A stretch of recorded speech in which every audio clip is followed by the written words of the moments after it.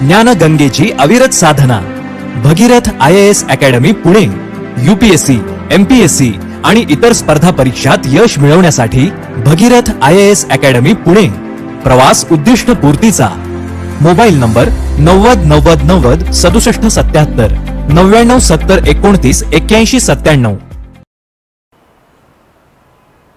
नमस्कार मित्रांनो, good afternoon to all of you.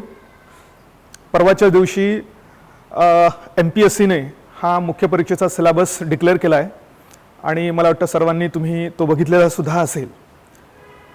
साधारणतः 3 आठवड्यापूर्वी म्हणजे जून महिन्याच्या एंडला MPSCने हे डिक्लेअर केलं होतं की त्यांना हा सिलेबस चेंज करायचा आहे आणि पूर्वीच्या ऑब्जेक्टिव्हच्या जागी हा वर्णनात्मक पद्धतीने मुख्य परीक्षेचा सिलेबस आणायचा आहे हे डिक्लेअर केलं होतं.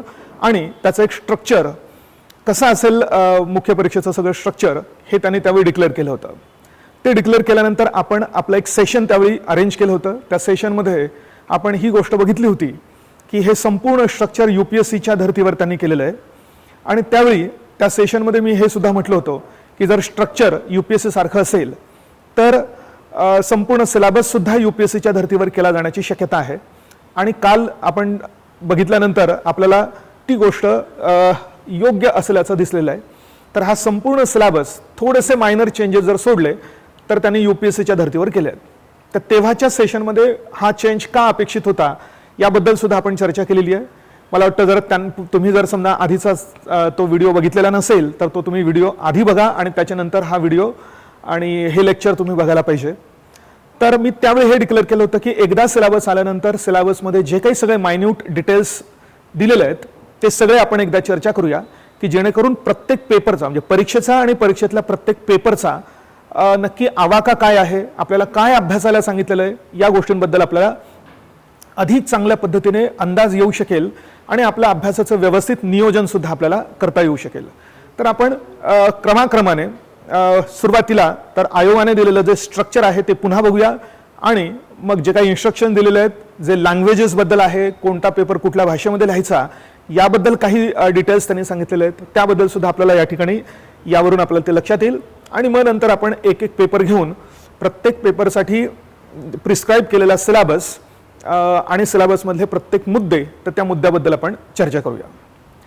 पूर्वपरीक्षेबद्दल मी जास्त डिटेल आता सध्या सांगत नाही, पण तरी सुद्धा PDF मध्ये जर तुम्ही बघितलं असेल तर सुरुवातीला पूर्वपरीक्षेबद्दल पॉईंट दिलेला आहे. पण साधारणतः 3-4 महिन्यापूर्वी पूर्वपरीक्षेबद्दल एक निर्णय आयोगाने घेतलेला होता. तो निर्णय याबद्दल आपण इथे आपल्याला दिसेल बघा.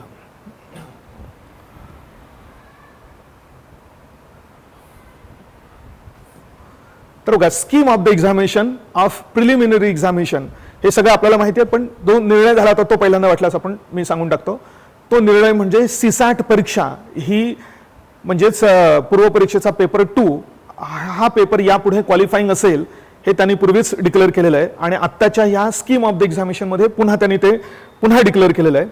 तर पूर्वपरीक्षेला आपल्याला पेपर 1 आणि पेपर 2 हे 2 पेपर द्यायचे आहेत. इथेच त्यांनी लिहिलं बघा की पेपर 1 हा कंपल्सरी असेल तर पेपर 2 मात्र क्वालिफाईंग असेल. म्हणजे ज्याचा अर्थ या पेपरमध्ये तुम्हाला फक्त क्वालिफाय व्हायचं आहे. एकदा तुम्ही त्या पेपरमध्ये क्वालिफाय झालात की तुम्ही पूर्वपरीक्षा पास होणार का नापास होणार हे मात्र तुमच्या या पेपर 1 वर अवलंबून असेल. या पेपर 1लाच आपण सोप्या भाषेमध्ये GSचा पेपर म्हणतो आणि याला मात्र CSATचा पेपर म्हणतो. पण तुम्हाला लक्षात येईल की आयोगाने असे काही शब्द वापरलेले नाही आहेत, आपल्यामध्ये प्रसिद्ध झालेले हे 2 शब्द आहेत. तर पेपर 1च्या आधारावर आपलं सगळं मेरिट लागणार आहे. UPSCला अनेक वर्षांपूर्वीच हा बदल झालेला आहे, तर यावेळी MPSCने सुद्धा हा बदल अशा प्रकारचा केलेला आहे. दोन्ही पेपर्सचे मार्क्स 200, दोन्ही पेपर्सचा जे काही ड्युरेशन आहे ते 2 आवर्स म्हणजे 2-2 तासांचं. स्टँडर्ड काय असेल तर GSच्या पेपरमध्ये जे प्रश्न विचारले जातील ते साधारणतः डिग्री लेवलचे प्रश्न असतील आणि CSATच्या पेपरमध्ये जे काही सिलेबस दिलेला आहे त्या सिलेबस मधल्या प्रत्येक पॉईंटनुसार स्टँडर्ड त्यांनी वेगवेगळे सांगितलं आहे बघा. तर त्यातले पॉईंट 1 पासून तर 5 पर्यंत हे डिग्री लेवलचे आहेत. पॉईंट 6वा जो आहे तो मात्र 10वीच्या लेवलचा आहे आणि पॉईंट 7वा जो आहे तो मात्र त्यांनी ऑब्लिक करून दिले 10वी-12वीच्या लेवलचा, म्हणजे आपण 12वीच्या लेवलचा आहे असं आपल्याला म्हणता येऊ शकेल. मीडियम म्हणजे प्रश्न हे मराठी आणि इंग्रजी या दोन्ही भाषांमध्ये दिलेले असून मात्र नेचर ऑफ द पेपर हे ऑब्जेक्टिव्ह स्वरूपाचं आहे. ही कॉमनली माहिती असलेली, सगळ्यांना माहिती असलेली गोष्ट आहे.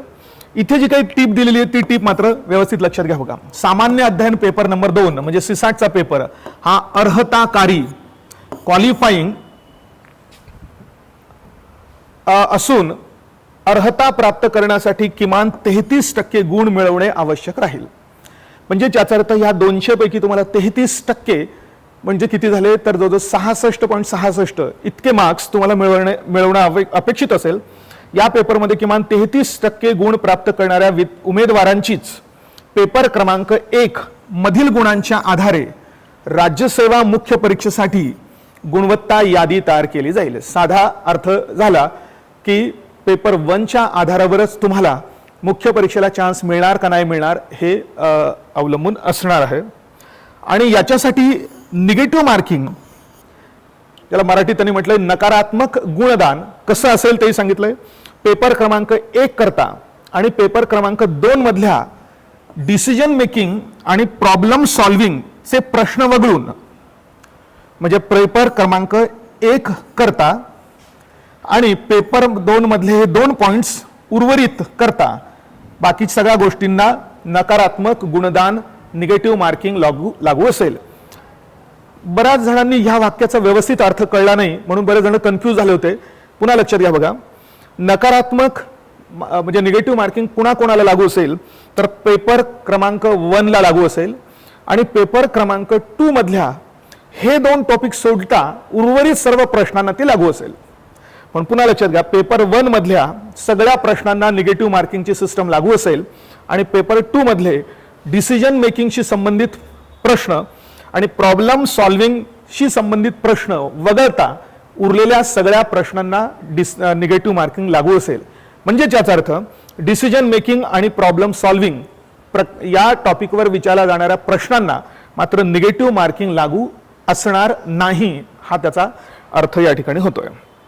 आणि ती किती असेल निगेटिव्ह मार्किंग हे सांगताना हे काही इन्स्ट्रक्शन दिलेत बघा. पुढे प्रत्येक चुकीच्या प्रश्नाकरता 25% म्हणजेच 1/4 एवढे गुण एकूण गुणांमधनं वजा किंवा कमी करण्यात येतील.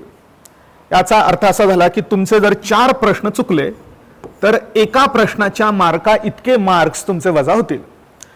म्हणजे जीएसच्या पेपरमध्ये 4 चुकलेल्या प्रश्नांसाठी 2 मार्क वजा होतील, तर सिसॅटच्या प्रश्नांमध्ये 4 चुकलेल्या प्रश्नांसाठी मात्र 2.5 मार्क्स वजा होतील. या पद्धतीने निगेटिव्ह मार्किंग असणार आहे. 4 चुकले तर 2 मार्क, म्हणजे ज्याचा अर्थ 2 चुकले तर 1 मार्क किंवा 8 चुकले तर 4 मार्क, या गणिताने निगेटिव्ह मार्किंग लागू असणार आहे. एखाद्या प्रश्नाची एकापेक्षा अधिक उत्तरे दिली असल्यास, कधी कधी मुलांना लक्षात येतं की एखाद्या प्रश्नाचं काहीतरी आपण उत्तर लिहिलेलं आहे पण ते चुकीचं आहे असं लक्षात येतं. ते मुलं काहीतरी तो खोडतात आणि त्यांना वाटणाऱ्या करेक्ट आन्सर पुन्हा काहीतरी मार्क करतात. तर असं कधी झालं म्हणजे त्याचा अर्थ कुठल्याही प्रश्नाला कुठल्याही पद्धतीने एकापेक्षा जास्त प्रश्नांची उत्तरं दिलेली असली तर काय केलं जाणार बघा.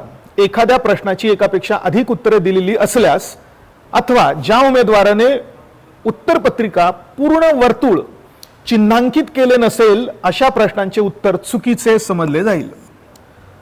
म्हणजे त्याचा अर्थ समजा 4 पर्याय दिलेले आहेत आणि आपण जर एकाच वेळी 2 पर्यायांमध्ये जर आपण उत्तर मांडली तर तुमचं उत्तर चुकीचं मानलं जाईल. चुकीचं मानलं गेलं की लगेच तुम्हाला निगेटिव्ह मार्किंग सुद्धा लागू होईल.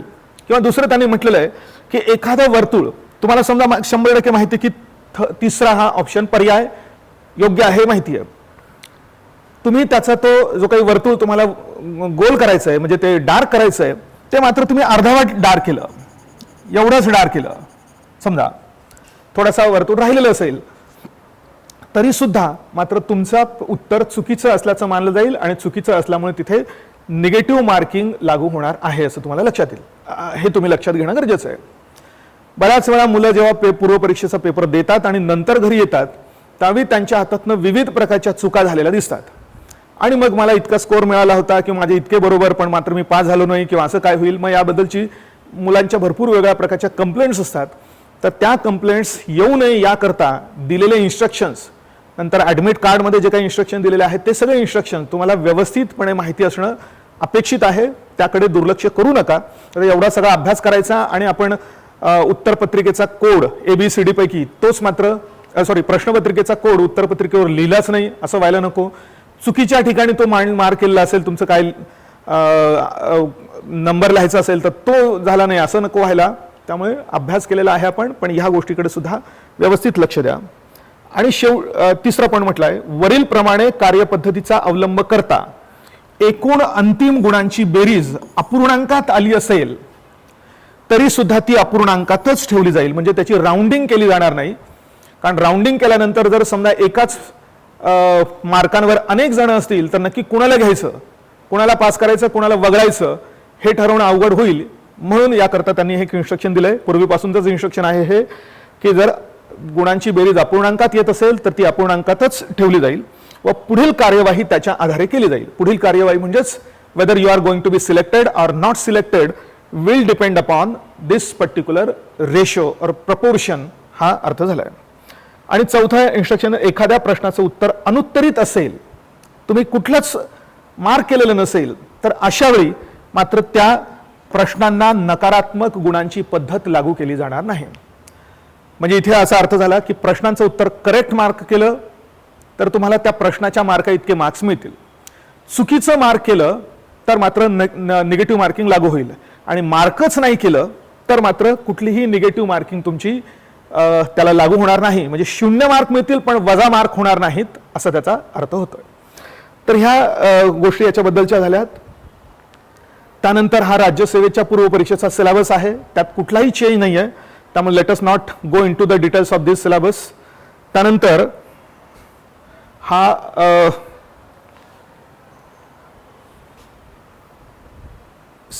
पेपर 2चा म्हणजे याचा अर्थ सीसॅटच्या पेपरचा हा सिलेबस आहे. त्याच्यात फक्त बदल झालेला आहे की आता हा पेपर क्वालिफाईंग झालेला आहे.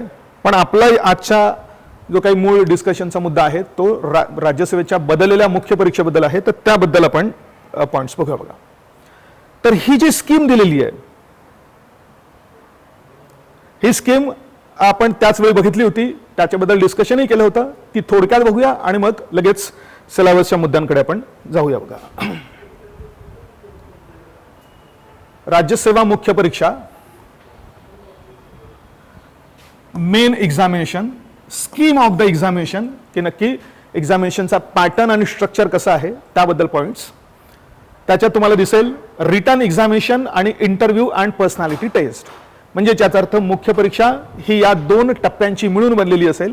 की रिटन एक्झामिनेशन ज्याचे एकूण 1750 मार्क्स असतील आणि त्यासाठी तुम्हाला टोटल पेपर जेवढे लिहायचे आहेत ते 9 नंबरचे पेपर, म्हणजे 9 पेपर्स तुम्हाला त्यासाठी लिहायचे आहेत. त्याच्यात क्वालिफाय झाल्यानंतर इंटरव्ह्यू आणि पर्सनॅलिटी टेस्ट तुम्हाला 275 मार्कांचा इंटरव्ह्यू घेतला जाईल आणि अशा रीतीने दोघांची टोटल घेऊन 2025 मार्कांची तुमची फायनल लिस्ट निघेल. आणि त्याच्या आधारावर तुम्ही दिलेला प्रेफरन्स आणि तुम्हाला मिळालेले मार्क्स आणि तुमची कॅटेगरी या 3 गोष्टींच्या एकत्रित इफेक्टच्या आधारावर तुम्हाला हवी असलेली किंवा काय म्हणताल तर तुम्ही मार्क केलेली ती पोस्ट तुम्हाला मिळेल का नाही मिळेल त्या आधारावर ते ठरेल. तर याच्यामध्ये जेवढे सब्जेक्ट त्यांनी सांगितलेले आहेत तर टोटल 9 पेपर्स जे आहेत तर हे ते टोटल 9 पेपर्स आहेत. बघा, पेपर नंबर 1, पेपर नंबर 2 वरती म्हटलेलं आहे किंवा त्याचं जे काही काय म्हणूया की त्याचं स्टँडर्ड आणि नक्की त्याला क्वालिफाईंग असणार की नाही याबद्दलचा पॉईंट पहिल्यांदा बघूया. बघा, टोटल 9 पेपरपैकी पहिले 2 पेपर हे लँग्वेजेसचे पेपर आहे असं आपल्याला म्हणता येईल. लँग्वेजेसच्या पेपरमध्ये एक पेपर तुम्हाला मराठी भाषेतला आणि एक पेपर तुम्हाला इंग्रजी भाषेतला अशा पद्धतीने द्यायचा आहे. हीच गोष्ट जर आपण UPSCची तुलना केली तर UPSCच्या मुलांना दुसरा पेपर इंग्रजी भाषेचा सगळ्यांना कंपल्सरी तो असतो आणि पहिला पेपर मात्र त्यांना इंडियन लँग्वेजेस मधल्या म्हणजे घटनेच्या त्या 8व्या परिशिष्टात दिलेल्या 22 भाषांपैकी कुठल्याही भाषा निवडून त्यांना तो पेपर त्या भाषेमध्ये लिहिण्याची संमती आहे. महाराष्ट्रात MPSC साठी मात्र ते त्यांनी मराठी असल्याचं डायरेक्ट डिक्लेअर करून ठेवलेलं आहे. म्हणून मराठी आणि इंग्रजी ह्या 2 भाषांचे पेपर मात्र तुम्हाला पहिले 2 पेपर म्हणून लिहायचे आहेत. दोघांनाही 300 मार्क्स आहेत. दोघांचं स्टँडर्ड हे मॅट्रिक्युलेशनचं स्टँडर्ड आहे. म्हणजे 10वीच्या लेवलवर आपण जे काही मराठी आणि इंग्रजी भाषेचे पेपर्स लिहिलेले आहेत तर तशा आधारावर असतील. अर्थातच तिथे जे काही कॉम्प्रिहेन्शनचे प्रश्न येतील आणि इथे जे येतील याच्यामध्ये आपल्याला भरपूर स्केल डिफरन्स आहे असं कळेल, पण त्यांनी मॅट्रिक्युलेशन लेवल मात्र एक स्टँडर्ड म्हणून त्यांनी डिक्लेअर केलेली आहे. मीडियम मराठीचा पेपर मराठीत लिहायचा आहे, इंग्रजीचा पेपर इंग्लिशमध्ये लिहायचा आहे. दोन्ही पेपर 3-3 मार्कांचे आहेत, पण सगळ्यात महत्त्वाचा मुद्दा मात्र सगळ्यात शेवटी त्या ठिकाणी मेन्शन केलेला आहे, त्याकडे लक्ष द्या. Both this papers are going to be qualifying papers.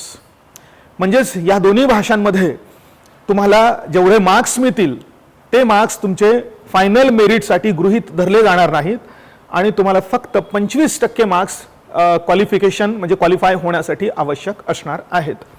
म्हणजे 300 पैकी 25% म्हणजे टोटल 75 झाले. याचा अर्थ 75 मार्क्स दोन्ही पेपरमध्ये तुम्हाला मिळाले की त्या दोन्ही पेपरचा इश्यू संपला, इश्यू मिटला म्हणूया. आणि मग नंतर पुढच्या सगळ्या पेपर्ससाठी तुम्हाला किती मार्क्स मिळतात त्याचा म्हणजे ते मार्क्स तुमचे गृहीत धरले जातील. त्यामुळे इथे लिहिलं बघा, papers to be counted for merit.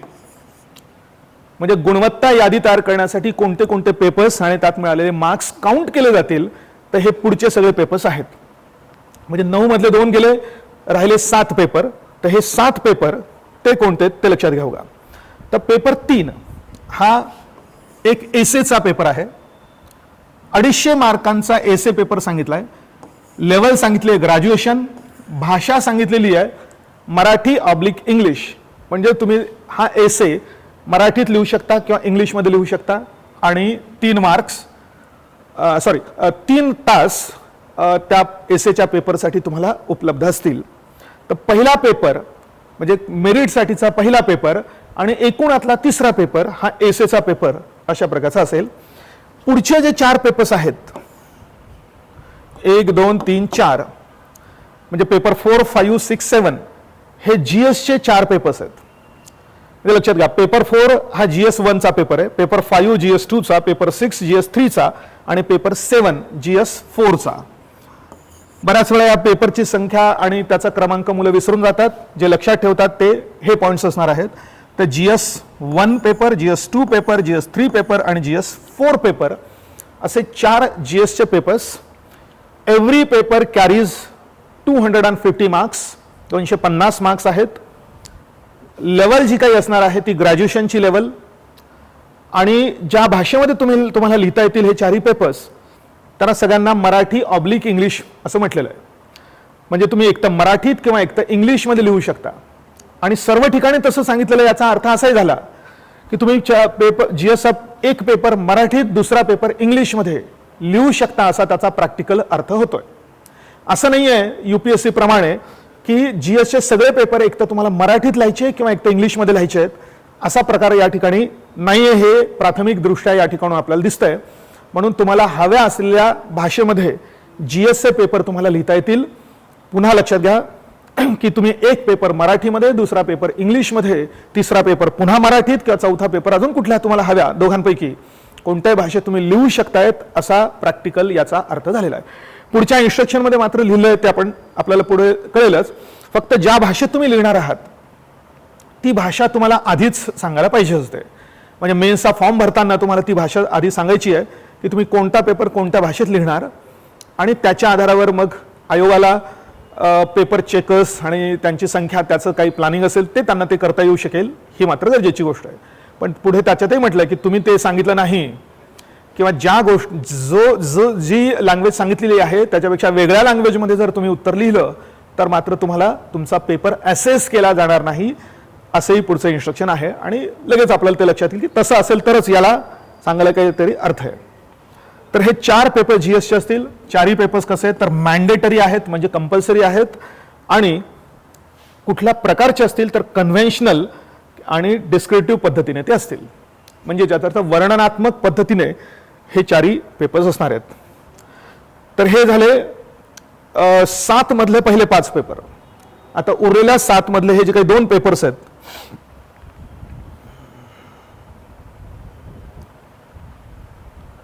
ते लक्षात घ्या बघा. पेपर 8 आणि paper 9 optional paper, optional subject paper number 1 आणि ऑप्शनल सब्जेक्ट पेपर नंबर 2. थोडंसं कन्फ्युजन काही मुलांचं या कारणासाठी झालंय, पण UPSCचा जो पॅटर्न आहे त्याचा आपण जर विचार केला तर याचा अर्थ असा निघतोय की तुम्हाला एकच ऑप्शनल निवडायचा आहे आणि त्या एक निवडलेल्या ऑप्शनलचे मात्र 2 पेपर द्यायचे आहेत असा तो पॅटर्न आहे. म्हणजे तुम्ही जर समजा हिस्ट्री निवडलं त्याचा अर्थ हिस्ट्रीचाच पेपर 1 आणि पेपर 2 असे असतील. त्यामुळे हे 2 वेगळे वेगळे ऑप्शनल आहेत असा अर्थ होत नाही. दोघांचेही मार्क्स 250-250. ग्रॅज्युएशन लेवल आहे मराठी ऑब्लिक इंग्लिश असं इथेही सांगितलं आहे, पण पुढचे इन्स्ट्रक्शन्स आपल्याला व्यवस्थित लक्षात घेतले पाहिजे. 3-3 तासांचे हे पेपर्स असणार आहेत आणि मॅन्डेटरी म्हणजे कंपल्सरी असे आहेत. वर्णनात्मक पद्धतीने तुम्हाला त्यांचं उत्तर लिहायचं आहे. पण ही जी नोट दिलेली आहे ती नोट मात्र आपण व्यवस्थितपणे बघूया, डिटेल्स त्याचे बघूया.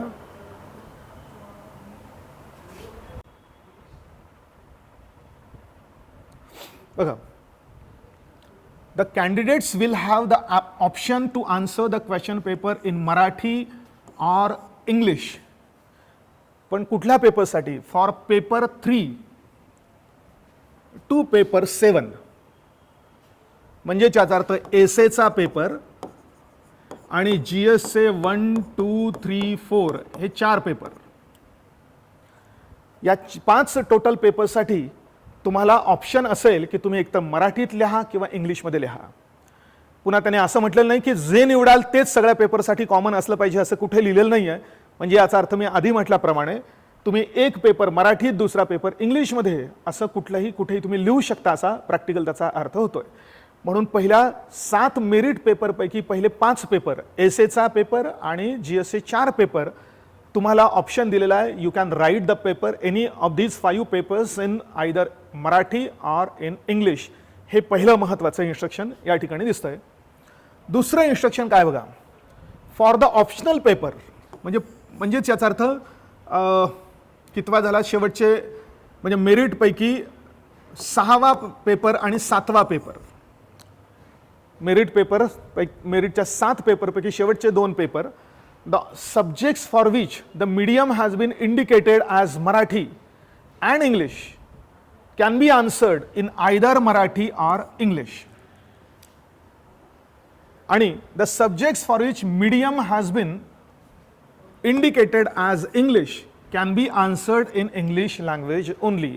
या वाक्याचा अर्थ असा झाला की ऑप्शनल पेपरसाठी तुम्ही जर सिलेबसची कॉपी बघितली असेल पुढची तर तुम्हाला लक्षात येईल की प्रत्येक ऑप्शनलच्या वरती त्यांनी मीडियम दिलेलं आहे. कुठल्या भाषेमध्ये तुम्ही लिहू शकता ते मीडियम दिलेलं आहे. आणि काही ऑप्शनलसाठी मीडियम मराठी ऑब्लिक इंग्लिश असं लिहिलेलं आहे, काही ऑप्शनलसाठी फक्त इंग्लिश लिहिलेलं आहे. याचा मग अर्थ असा झाला की ज्या सब्जेक्टसाठी तुम्हाला मीडियम मराठी किंवा इंग्रजी दिलेलं आहे तो सब्जेक्ट तुम्हाला मराठी किंवा इंग्रजीमध्ये लिहिता येऊ शकेल. उदाहरणार्थ इतिहासासाठी मराठी ऑब्लिक इंग्लिश म्हटलंय. म्हणजे याचा अर्थ तुम्ही जर हिस्ट्री हा ऑप्शनल ठरवला तर तो तुम्हाला एकतर मराठीतही लिहिता येईल किंवा इंग्लिशमध्येही लिहिता येईल. पण काही सब्जेक्टसाठी वरती मीडियम फक्त इंग्लिश लिहिलेलं आहे. म्हणजे याचा अर्थ तो पेपर तुम्हाला फक्त इंग्लिशमध्ये लिहावा लागणार आहे, तो पेपर तुम्हाला मराठीत लिहिता येणार नाही. फॉर एक्झाम्पल इंजिनिअरिंगचे जे सब्जेक्ट्स आहेत त्याच्यामध्ये ॲग्रिकल्चर सब्जेक्ट आहे किंवा मेकॅनिकल इंजिनिअरिंग, इलेक्ट्रॉनिक इंजिनिअरिंग हे सब्जेक्ट्स जे आहेत ते मात्र फक्त तुम्हाला इंग्लिशमध्येच लिहिण्याची संमती आहे, मराठीत लिहिता येणार नाही. असा तो प्रकार झाला. आणि त्यात मराठी लिटरेचर हा जो ऑप्शनल दिलेला आहे त्याचं मीडियम मात्र मराठी असं सांगितलेलं आहे. ऑब्व्हियसली मराठी लिटरेचर, मराठी साहित्य हे काय आपण इंग्रजी भाषेमधून लिहू शकणार नाही, म्हणून त्याचं मीडियम हे मात्र मराठीच असणार आहे. त्यामुळे साधं सोपं असं लक्षात ठेवा, एसे आणि GS 1, 2, 3, 4 हे 5 पेपर तुम्हाला मराठीतून लिहिता येतील, इंग्लिशमधून लिहिता येतील. एक पेपर मराठी, दुसरा पेपर इंग्लिश अशा पद्धतीने लिहिता येईल. आणि ऑप्शनलचे पेपर्स, काही पेपर्स तुम्हाला फक्त इंग्लिशमधूनच लिहिता येणार आहेत, काही पेपर्स मात्र तुम्हाला मराठीतूनही लिहिता येतील किंवा इंग्लिशमधूनही लिहिता येतील. आणि ते पुढची तुम्ही PDF बघितली की तुम्हाला इझिली ते कळणार आहे की कुठला पेपर कुठल्या भाषेत लिहिण्याची संमती आहे. तर हे एक महत्त्वाचं इन्स्ट्रक्शन या ठिकाणी दिलेलं आहे. तिसरं इन्स्ट्रक्शन किंवा तिसरी नोट काय बघा, candidates should note that they have to choose the medium of answering the paper at the time of submitting the online application for mains examination. म्हणजे तुम्हाला मी आधीच हा पॉईंट सांगितला आहे की तुम्हाला कोणत्या भाषेत तुम्हाला उत्तर लिहायचं आहे हे मात्र तुम्हाला केव्हा इंडिकेट करायचं आहे at the time of the examination नाही, तर at the time of submitting the online application for mains examination. म्हणजे तुम्ही प्रिलिम पास झाल्यानंतर जेव्हा मेन्ससाठी ऑनलाईन अप्लाय करणार त्याच वेळी तुम्हाला प्रत्येक भाषेचा तुमचा जो काही प्रत्येक पेपरच्या भाषेचा जो काही चॉईस असेल तो चॉईस तुम्हाला त्या ठिकाणी मेन्शन करायचा आहे. म्हणजे काय नाही आहे हे लक्षात घ्या. नाहीतर तुम्ही असं गृहीत धराल की तिथे काहीच लिहायचं नाही आहे आणि ऐनवेळी पेपरमध्ये आपण लिहायचं की मी मराठीत लिहिणार, मी इंग्लिशमध्ये लिहिणार, तर निश्चितच आयोगाला त्याची प्लॅनिंग आधीच करायची असल्यामुळे असं काही आपल्याला करता येणार नाही. हा एक नोट झालं. जर असं नाही केलं तर काय होईल, म्हणजे आपण जर भाषा नाही लिहिली, कुठल्या भाषेत लिहिणार आहे ते मेन्सच्या ॲप्लिकेशनमध्ये नाही लिहिलं तर काय होईल तो पॉईंट बघा. Non compliance of the above rule, म्हणजे हा नियम जर आपण पाळला नाही, will result in their answer books not being evaluated for being in unauthorized medium. जर हा नियम आपण पाळला नाही तर त्यांचे आन्सर बुक्स म्हणजे त्यांची उत्तर पुस्तिका ही इव्हॅल्युएट केली जाणार नाही. का केली जाणार नाही? कारण ऑथराईज केलेल्या मीडियममध्ये त्यांनी उत्तर लिहिलेलं नाही म्हणून. For having written the papers in unauthorised medium so their paper would not be assessed. तर खूप मोठी गोंधळ होण्याची शक्यता आहे काही मुलांची. तर या गोष्टींकडे जर तुम्ही लक्ष दिलं नाही तर. हे एक इन्स्ट्रक्शन आहे. आणि नोट नंबर 5 काय म्हटलं बघा. The question papers will be set in Marathi and English languages. Paper मात्र दोन्ही भाषांमध्ये असेल except language papers, Marathi literature and subject for which medium has been indicated as English. म्हणजे काही पेपर हे मराठी आणि इंग्रजी दोन्ही भाषांमध्ये असतील आणि काही पेपर म्हणजे काही कोणते बघा except language papers. Language paper ते जे क्वालिफाईंग आहे ते तो मराठीचा पेपर फक्त मराठीत असेल, इंग्लिशचा पेपर फक्त इंग्लिशमध्ये असेल, मराठी लिटरेचर फक्त मराठीमध्ये असेल and the subject for which medium has been instructed as English. ज्या ज्या ऑप्शनल पेपर्ससाठी मीडियम इंग्लिशच असेल असं सांगितलेलं आहे त्यांचे पेपर्स फक्त इंग्लिशमध्येच उपलब्ध असतील. म्हणजे ॲग्रिकल्चरचा पेपर फक्त इंग्लिशमध्ये उपलब्ध असेल, मेकॅनिकल इंजिनिअरिंगचा पेपर फक्त इंग्लिशमध्ये उपलब्ध असेल असा त्याचा अर्थ झाला. म्हणजे वरती आपण जे बघितलं त्याच्याशी संबंधित हा एक्स्ट्रा पॉईंट त्यांनी या ठिकाणी दिलेला आहे. तर अशा प्रकारे काही नोट, काही रूल्स त्यांनी याबद्दल प्रिस्क्राईब केलेले आहेत. तर हा एकंदरीतरित्या आपल्याला या परीक्षेचा सगळं डिटेल्स आहेत असं दिसेल. एका ॲट अ ग्लान्स आपल्याला पुन्हा असं बघता येऊ शकेल. हे टोटल 9 पेपर आणि 2 पेपर आणि 7 पेपर असं आपण डिव्हिजन करू शकतो. तर आता हे झालं स्ट्रक्चर कडून काही फारसं काय म्हणता येईल तर आपल्याला कॉन्फिडन्स येणार नाही आहे.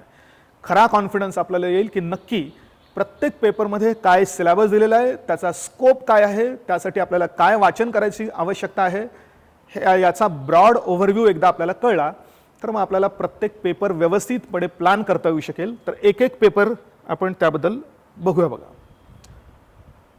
हे क्वालिफाईंग पेपरबद्दलचं आहे. ते काय फारसे मी डिटेल्स त्याचे सांगत नाही, पण काय आहे ते क्वालिफाईंग पेपर्स आणि काय लिहायचं आहे आपल्याला ते लक्षात घ्या बघा.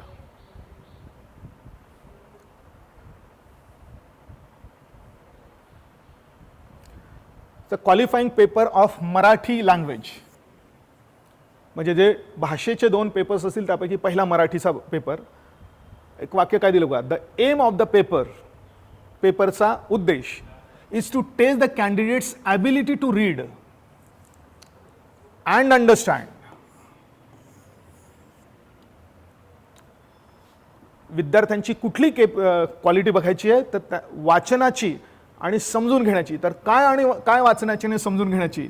सिरियस डिस्कर्सिव्ह प्रोस म्हणजे गद्य. सिरियस म्हणजे थातूरमातूर वरवरचं नाही किंवा एकदम सोपं वाचल्या कळतं असं नाही.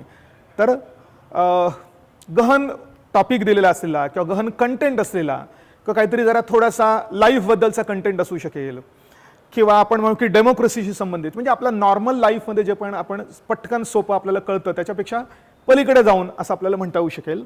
म्हणून सिरियस प्रोस आणि डिस्कर्सिव्ह म्हणजे ज्याच्यात डिस्कशन केलेलं आहे एखाद्या विशिष्ट टॉपिकचं. आपण म्हणू की महिलांच्या सबलीकरणाचा एखादा टॉपिक असेल किंवा पर्यावरणाच्या समस्येशी संबंधित असेल, आर्थिक विकास नक्की कसा होतोय, काय त्याच्यात अडथळे आहेत याच्याशी संबंधित असेल. तर असा सिरियस डिस्कर्सिव्ह प्रोस, किंवा असं म्हणता येईल बघा, आपण पेपरमध्ये एखाद्या सिनेमाचं जेव्हा परीक्षण वाचतो तर ते परीक्षण काही सिरियस डिस्कर्सिव्ह प्रोस या शब्दाच्या खाली घेता येणार नाही, कारण ते वाचल्या वाचल्या आपल्याला कळतं. There is nothing serious about it.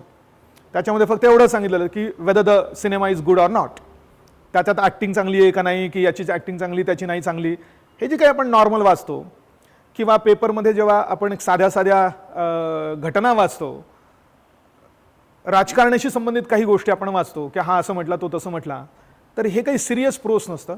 तर जे काही आपण म्हणू की जरा थोडासा गहन विषय असलेला जे काही गद्य असेल तर ते गद्य वाचण्याची आणि समजून घेण्याची तुमची ॲबिलिटी चेक करण्यासाठीचा हा पेपर असणार आहे, असं सुरुवातीला म्हटलंय. And to express ideas clearly and correctly. म्हणजे हे जे काही गद्य असेल ते फक्त वाचण्याची क्षमता, समजून घेण्याची क्षमता एवढीच नाही, तर त्याच्या पुढची अजून कोणती क्षमता, तर त्याच्याशी संबंधित असलेल्या आपल्या आयडियाज, आपल्या कल्पना, आपल्या डोक्यातले विचार आपल्याला एक्सप्रेस करता आले पाहिजे, व्यक्त करता आले पाहिजे. कसे? क्लिअरली, ॲम्बिग्युअसली नाही, आपण काय म्हणतोय ते दुसऱ्याला कळतच नाही अशा पद्धतीने नाही, तर क्लिअरली आणि इवन करेक्टली. आणि कुठल्या भाषेमध्ये? तर मराठी भाषेमध्ये. महाराष्ट्र शासनाचे पद आहे, महाराष्ट्राच्या अधिकाऱ्यांना मराठी चांगली आली पाहिजे ही महाराष्ट्र शासनाची इच्छा आहे. अशी प्रत्येकच राज्य शासनाची इच्छा असते, कारण मराठी आपली राजभाषा असल्यामुळे महाराष्ट्राच्या अधिकाऱ्यांना मराठी भाषा समजली पाहिजे, म्हणजे त्यांना ती वाचता आली पाहिजे, त्यांना समजली पाहिजे आणि आपल्या डोक्यातल्या कल्पना व्यवस्थितपणे मांडता आल्या पाहिजे, क्लिअरली आणि करेक्टली मांडता आल्या पाहिजे, अशीही त्यांनी अपेक्षा सांगितलेली आहे. आणि मग the pattern of the questions would be broadly as follows. कुठले कुठले प्रकारचे क्वेश्चन्स असतील तर 5 पॉईंट त्यांनी त्याच्यामध्ये सांगितलेले आहेत. Comprehension of given passages. आपण सीसॅटमध्ये भरपूर कॉम्प्रिहेन्शनचे प्रश्न आपण सोडवलेलेच आहेत, तुम्ही सोडवत असालच. तशाच प्रकारचे काही पॅसेजेस, त्याचं कॉम्प्रिहेन्शन. आता इथे कॉम्प्रिहेन्शनचा साधा आपण अर्थ काढतो उतार्याखालचे प्रश्न, पण कॉम्प्रिहेन्शन हा एक इंग्रजी वर्ड झाला, एक नाऊन झालं. कशाहून आलेलं आहे? कॉम्प्रिहेंड म्हणजे आकलन. आणि आपल्याला त्याच्यातला तो सिरियस प्रोस आपल्याला कळतोय का हे जाणून घेण्याचा मार्ग काय झाला की त्याच्यावर काही ऑब्जेक्टिव्ह प्रश्न विचारून मग ते आपल्याला त्या ठिकाणी सांगायचे आहेत. तर अशा प्रकारे एक त्याच्यावर ऑब्जेक्टिव्ह प्रश्न असतील. आता सीसॅटचा पेपर म्हटला की तुम्हाला त्यातला एक उत्तर मार्क करायचं, पण इथे मात्र एखादा प्रश्न असाही असू शकेल की याची मध्यवर्ती कल्पना विशद करा. म्हणजे काहीतरी समजा 50 शब्द सांगितले तर 50 शब्दामध्ये काय मध्यवर्ती कल्पना आहे पॅसेजमध्ये ती सांगा, अशा प्रकारचे प्रश्न त्यात. प्रेसिज रायटिंग 1/3 आपण जे लिहितो भला मोठा हे आणि त्याचा शॉर्टमध्ये 1/3 एवढ्या लेवलचं करून तो पेपर. युसेज अँड वोकॅबलरी म्हणजे शब्दांचा साठा आणि शब्दांचा वापर करण्याची आपली जी क्षमता आहे ती आहे की नाही हे तपासण्यासाठीचे काही प्रश्न. शॉर्ट एसेज, तर इथेही एसे लिहायचे आहेत पण शॉर्ट असणार आहेत. आणि translation from English to Marathi and vice versa, म्हणजे English passages to be translated to Marathi, vice versa Marathi passages to be translated to English. तर अशा प्रकारचा हा पेपर आहे. याच्यात ग्रामरला विशेष मार्क नाही आहे, मला वाटतं 5-10 मार्क 10 मार्कांचं ग्रामर UPSCच्या पेपरमध्ये असतं. बाकी बऱ्याचशा गोष्टी लिखाणाच्या आहेत. पण आधीच आपण म्हटलं आहे this paper will be of qualifying nature. Marks obtained in this papers will not be counted for ranking. त्यामुळे 75 मार्क्स मिळवायचे आहेत. ही कुठल्याही आज ग्रॅज्युएशनच्या स्तरापर्यंत आलेल्या मुलासाठी अडचण असणार नाही किंवा अडचण असू नये असं जनरली आपल्याला लगेच लक्षात येईल. आणि हा जो इंग्लिशचा पेपर सांगितला आहे तर इथे सेम गोष्ट सांगितल्या आहेत. The aim of the paper is to test candidates ability to read and understand serious discursive prose and to express ideas clearly and correctly. फक्त डिफरन्स काय आहे? In English language. म्हणजे इंग्लिश भाषेमध्ये दिलेलं गद्य म्हणजे डिस्क्रिप्टिव्ह उतारे एक प्रकारे म्हणूया, जे सिरियस असतील, काहीतरी डिस्कशन आहे त्याच्यामध्ये, तर ते रीड, अंडरस्टँड अँड एक्सप्रेस या गोष्टी आहेत. सिलेबस सेम आहे, मला फक्त ट्रान्सलेशन या ठिकाणी नाही. Comprehension of given passages, precious आहे, युसेज वोकॅबलरी आहे, शॉर्ट एसेज आहेत. फक्त ट्रान्सलेशन हा प्रकार त्या ठिकाणी नाही, कारण तो already Marathi to English, English to Marathi already पहिल्या पेपरमध्ये झालेला आहे. त्यामुळे हा काही एवढा इश्यू नाही आहे. तर हा पहिले 2 पेपर्स एसे पेपरबद्दल काय लिहिलेलं आहे तो पॉईंट फक्त बघूया. पण एसेचं आपण एक वेगळं स्वतंत्र लेक्चर घेणार आहोत. एसे काय लिहायचा, कुठल्या प्रकारचे असू शकतात, लिहिताना काय आपल्याला स्ट्रक्चरिंग त्याची कशी केली पाहिजे वगैरे, याबद्दल आपण एक वेगळी स्वतंत्र घेऊ. आपण इथे फक्त नक्की इन्स्ट्रक्शन काय दिलेलं आहे तेवढा फक्त मुद्दा आपण बघूया सध्या. In essay paper candidates may be required to write ages.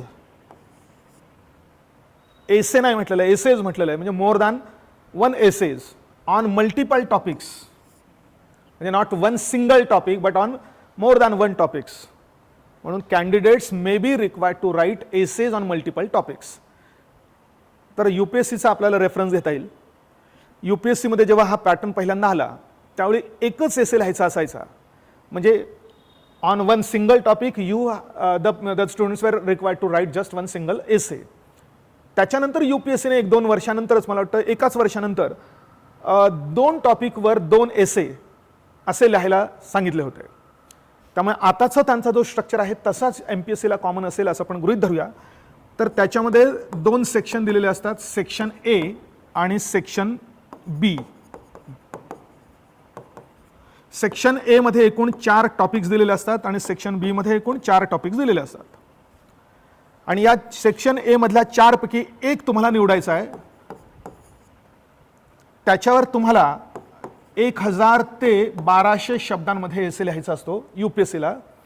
आणि सेक्शन बी मधल्या या 4 टॉपिक पैकी पण एक निवडायचा आहे आणि त्याच्यावरही तुम्हाला 1000 ते 1200 शब्दांमध्ये एक एसे लिहायचा आहे. आणि टोटल पेपर 250 मार्कांचा म्हटल्यानंतर आपण असं म्हणू शकतो की याला 125 मार्क्स असतील आणि याला 125 मार्क्स असतील. म्हणून 2 एसे लिहायचे आहेत, selecting at least one from one section. म्हणजे 2 एसे तुम्ही एकाच सेक्शनमधले 2 निवडून ते 2 लिहिले असं चालणार नाही आहे, किंवा याच सेक्शनमधले 2 निवडले आणि 2 लिहिले असंही चालणार नाही. तर सेक्शन ए मधला एक एसे, सेक्शन बी मधला दुसरा एसे, असे 1000 ते 1200 शब्दांमध्ये लिहायचं आहे. यूपीएससी प्रमाणे असेल. एमपीएससीत आता तेच वर्ड लिमिट असेल का नसेल हे आपल्याला एकतर ॲक्च्युअल परीक्षा झाल्यानंतर कळेल, किंवा एमपीएससीने त्याबद्दल काही मॉडेल म्हणून काही सांगितलं असेल आपल्याला क्वेश्चन पेपर्सचं, तर त्यामध्ये आपल्याला कळेल. यूपीएससीचा जो काही त्यांनी पेज दिलेला असतो त्या पेजवर साधारणतः 100 शब्द बसतात. मग 100 शब्द बसतात म्हटल्यानंतर इकडे साधारणतः मला 10 पानं आणि इकडे 10 पानं हे 3 तासात लिहायचे आहेत. एवढं म्हटल्यानंतर सुद्धा तुम्हाला धडकी भरली असेल की हे मी कधी लिहिणार. पण ज्या अर्थी यूपीएससीची मुलांनी लिहिलं, पास झालेली मुलं, त्या अर्थी ते लिहिणं शक्य आहे. त्याला जे काही प्रॅक्टिस लागणार आहे, जेवढं काही मुळात वाचन लागणार आहे, हे सगळं करणं शक्य आहे. किती क्वालिटीचा होतो आणि काय नंतर, ह्या सगळ्या गोष्टी नंतरच्या आहेत. सध्या मात्र फक्त डोक्यात आयडिया ठेवा की आपल्याला काहीतरी एसे लिहायचा आहे. म्हणून इन्स्ट्रक्शन पुन्हा बघूया. Candidates may be required to write essays on multiple topics. They will be expected to keep closely to the subject of the essay. हा खूप महत्त्वाचा मुद्दा आहे.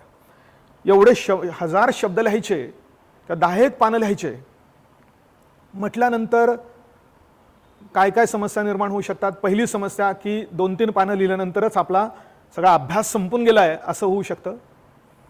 पुढं काय लिहायचं आहे हे जर आपल्याला कळलं नाही तर आपण जो काही सब्जेक्टचा एसेचा सब्जेक्ट आहे तो सोडून वेगळंच काहीतरी लिहिलं आहे असं होऊ शकतं. आपल्याला वाटतं मी लिहिलेलं आहे, पण मात्र तो विचारलेल्या एसेच्या सब्जेक्टला धरूनच आहे की नाही याची मात्र शाश्वती देता येत नाही. तर ती पहिली गरज आहे. तुम्ही किती भारी एसे लिहिला ही तर पुढची गोष्ट झाली, पण तो एसे तुम्हाला विचारलेल्या सब्जेक्टशी संबंधितच आहे की नाही ही पहिली गरज आहे. कारण त्यांनी इन्स्ट्रक्शनमध्ये ते पॉईंट म्हटलं आहे, म्हणजे याच्याकडे पहिल्यांदा आपल्याला लक्ष द्यावं लागणार आहे. पण पुन्हा लक्षात घ्या, they will be expected, the candidates will be expected to keep closely to the subject of the essay. विचारलेल्या एसेच्या सब्जेक्टशी संबंधितच तुम्हाला लिखाण लिहिलं पाहिजे, वेगळं लिहायला नको. आणि पुढे अजून काय, टू अरेंज देअर आयडियाज.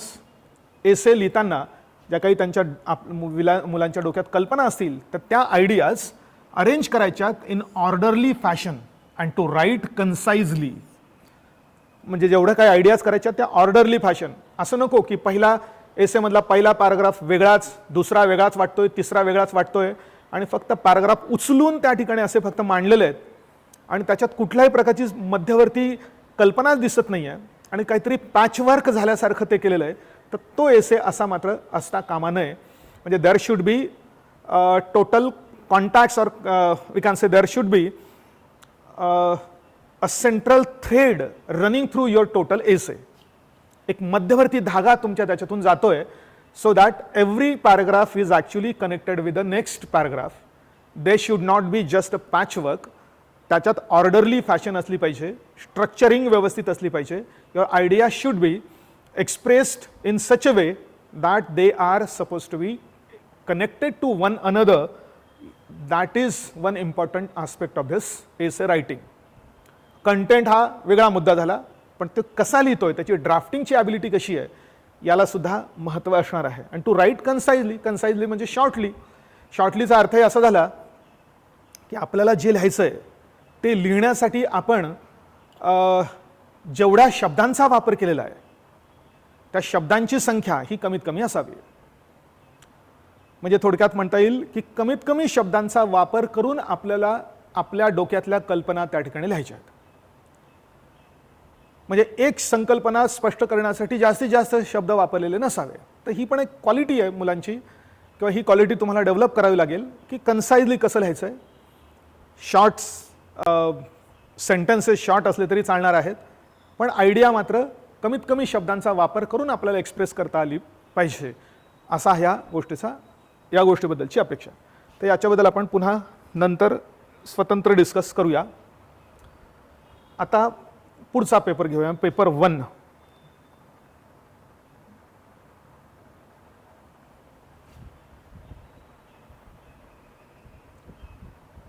आधी टायटल लक्षात घेऊया. पेपर 1चं टायटल काय आहे. पेपर GS पेपर 1 हा एकूण मधला पेपर नंबर 4 आहे. त्याचं title Indian heritage and culture, भारताचा वारसा आणि भारताची संस्कृती. देन हिस्ट्री, नुसतं हिस्ट्री म्हटलेलं आहे, त्याच्या देशाचा 4000 वर्षाचा इतिहास एका शब्दामध्ये मेन्शन केलेला आहे, history. Geography of the world हा एक पॉईंट सांगितला आहे, जगाचा भूगोल. And society, geography of the world and society म्हटलेलं आहे. आता अँड सोसायटी ही वर्ल्डची सोसायटी का इंडियाची सोसायटी, तर एस्पेशली इंडियन सोसायटी. आणि पुढे त्यांनी म्हटलंय with some weightage to Maharashtra. आतापर्यंतचा सगळा सिलेबस प्री मेन्सा याच्यापूर्वी तुम्ही वाचलेला प्रत्येक ठिकाणी असा रेफरन्स तुम्हाला वाचलेला असेल, with special reference to Maharashtra. म्हणजे ज्या गोष्टी भारताच्या बघायच्या त्याच गोष्टी महाराष्ट्राच्याही बघायच्या, आणि स्पेशली बघायच्या, स्पेशल रेफरन्स महाराष्ट्राचा बघायचा, असा मुद्दा होता. इथे मात्र काय म्हटलंय, with some weightage to Maharashtra. म्हणजे हे टॉपिक अभ्यास करत असताना महाराष्ट्राशी संबंधित सगळं नाही तर आवश्यक तेवढं बघणं या ठिकाणी अपेक्षित आहे. का असं दिलं असेल याचा थोडासा अंदाज घेतला तर लगेच लक्षात येईल. मुलांना आता भारताच्या स्तरावरचा, जगाच्या स्तरावरचा अभ्यास करायला लावणे, की so that the same candidates would be able to compete in UPSC examinations. याकरता त्यांच्या अभ्यासाचा फोकस हा स्टेटपासनं नॅशनल लेवलपर्यंत जाणे किंवा नेणे हा उद्देश याच्या मागचा आहे, असावा असं आपल्याला म्हणता येईल. तर यात जेवढा काही सगळा पुढे सिलेबस दिलेला आहे त्या सिलेबसमध्ये टोटल आपल्याला 3 सब्जेक्ट्स आहेत असं दिसेल. पहिला म्हणजे हिस्ट्रीचा सब्जेक्ट, दुसरा म्हणजे जॉग्रफी, आणि तिसरा म्हणजे इंडियन सोसायटी किंवा इंडियन सोशॉलॉजी. त्यामुळे हा टोटल सिलेबस आपल्याला 3 विषयांमध्ये डिवाइड करता येऊ शकेल. पहिला विषय याच्यामध्ये क्रम जो दिलेला आहे तो आहे हिस्ट्रीशी संबंधित, दुसरा आहे सोसायटीशी संबंधित, आणि सगळ्यात शेवटी मात्र जॉग्रफीशी संबंधित काही टॉपिक्स दिलेले आहेत. So let us go one by one. हिस्ट्रीशी संबंधित जे काही टॉपिक्स आहेत ते आपण पहिल्यांदा विचारात घेऊया. बघा, तुम्हाला इथपर्यंत हिस्ट्री दिसतंय, एवढे पॉइंट्स हे हिस्ट्री या सब्जेक्टशी संबंधित आहेत. पहिला आहे Indian culture will cover the salient aspects of art forms, literature and architecture from ancient to modern times. म्हणजे प्राचीन भारतापासून अर्वाचीन भारतापर्यंत या 3 गोष्टींचे आपल्याला सॅलियंट आस्पेक्ट म्हणजे ठळक वैशिष्ट्य, एकदम 100% एकदम डीप आणि डीपर असं नाही, तर या 3 गोष्टींचे जे काही ठळक वैशिष्ट्य आहेत त्या ठळक वैशिष्ट्यांचा अभ्यास आहे या ठिकाणी. बघा, इंडियन कल्चर म्हणजे सिलेबसच्या टायटलमध्ये जो पहिला पॉईंट दिला आहे इंडियन हेरिटेज अँड कल्चर, त्याच्याशी संबंधित हा पहिला मुद्दा आहे की त्याच्यामध्ये आपल्याला प्राचीनपासून तर आत्ताच्या म्हणजे आधुनिक भारतापर्यंत आर्ट फॉर्म्स म्हणजे कलेची स्वरूपं, लिटरेचर, साहित्य आणि आर्किटेक्चर म्हणजे वास्तुकला आपण ज्याला म्हणतो, तर त्याच्याबद्दलचा अभ्यास आहे. आर्ट म्हटलं तर आपल्याला माहिती आहे किंवा इव्हन तुम्ही राज्यसेवेच्या पूर्वपरीक्षेचा अभ्यास करताना काही प्रमाणात प्राचीन आणि मध्ययुगीन भारताचा अभ्यास केलेलाच आहे. तिथे फक्त तुम्ही करताना पॉलिटिकल अँगलने जास्त प्रमाणात करतात. आता तो पॉलिटिकल अँगल इथे कुठेही मेन्शन नाही केलेला. UPSCला 1-2दा पॉलिटिकल क्वेश्चनही आलेले आहेत पण इथे मेन्शन केलेला नाही आहे. पण कुठल्याही प्रकारे संस्कृतीमध्ये नक्की कसा बदल होत गेला हे आपल्याला कळायचं असेल तर पहिल्यांदा आपल्याला बदलत गेलेलं पॉलिटिकल स्ट्रक्चर सुद्धा कळणं गरजेचं असतं.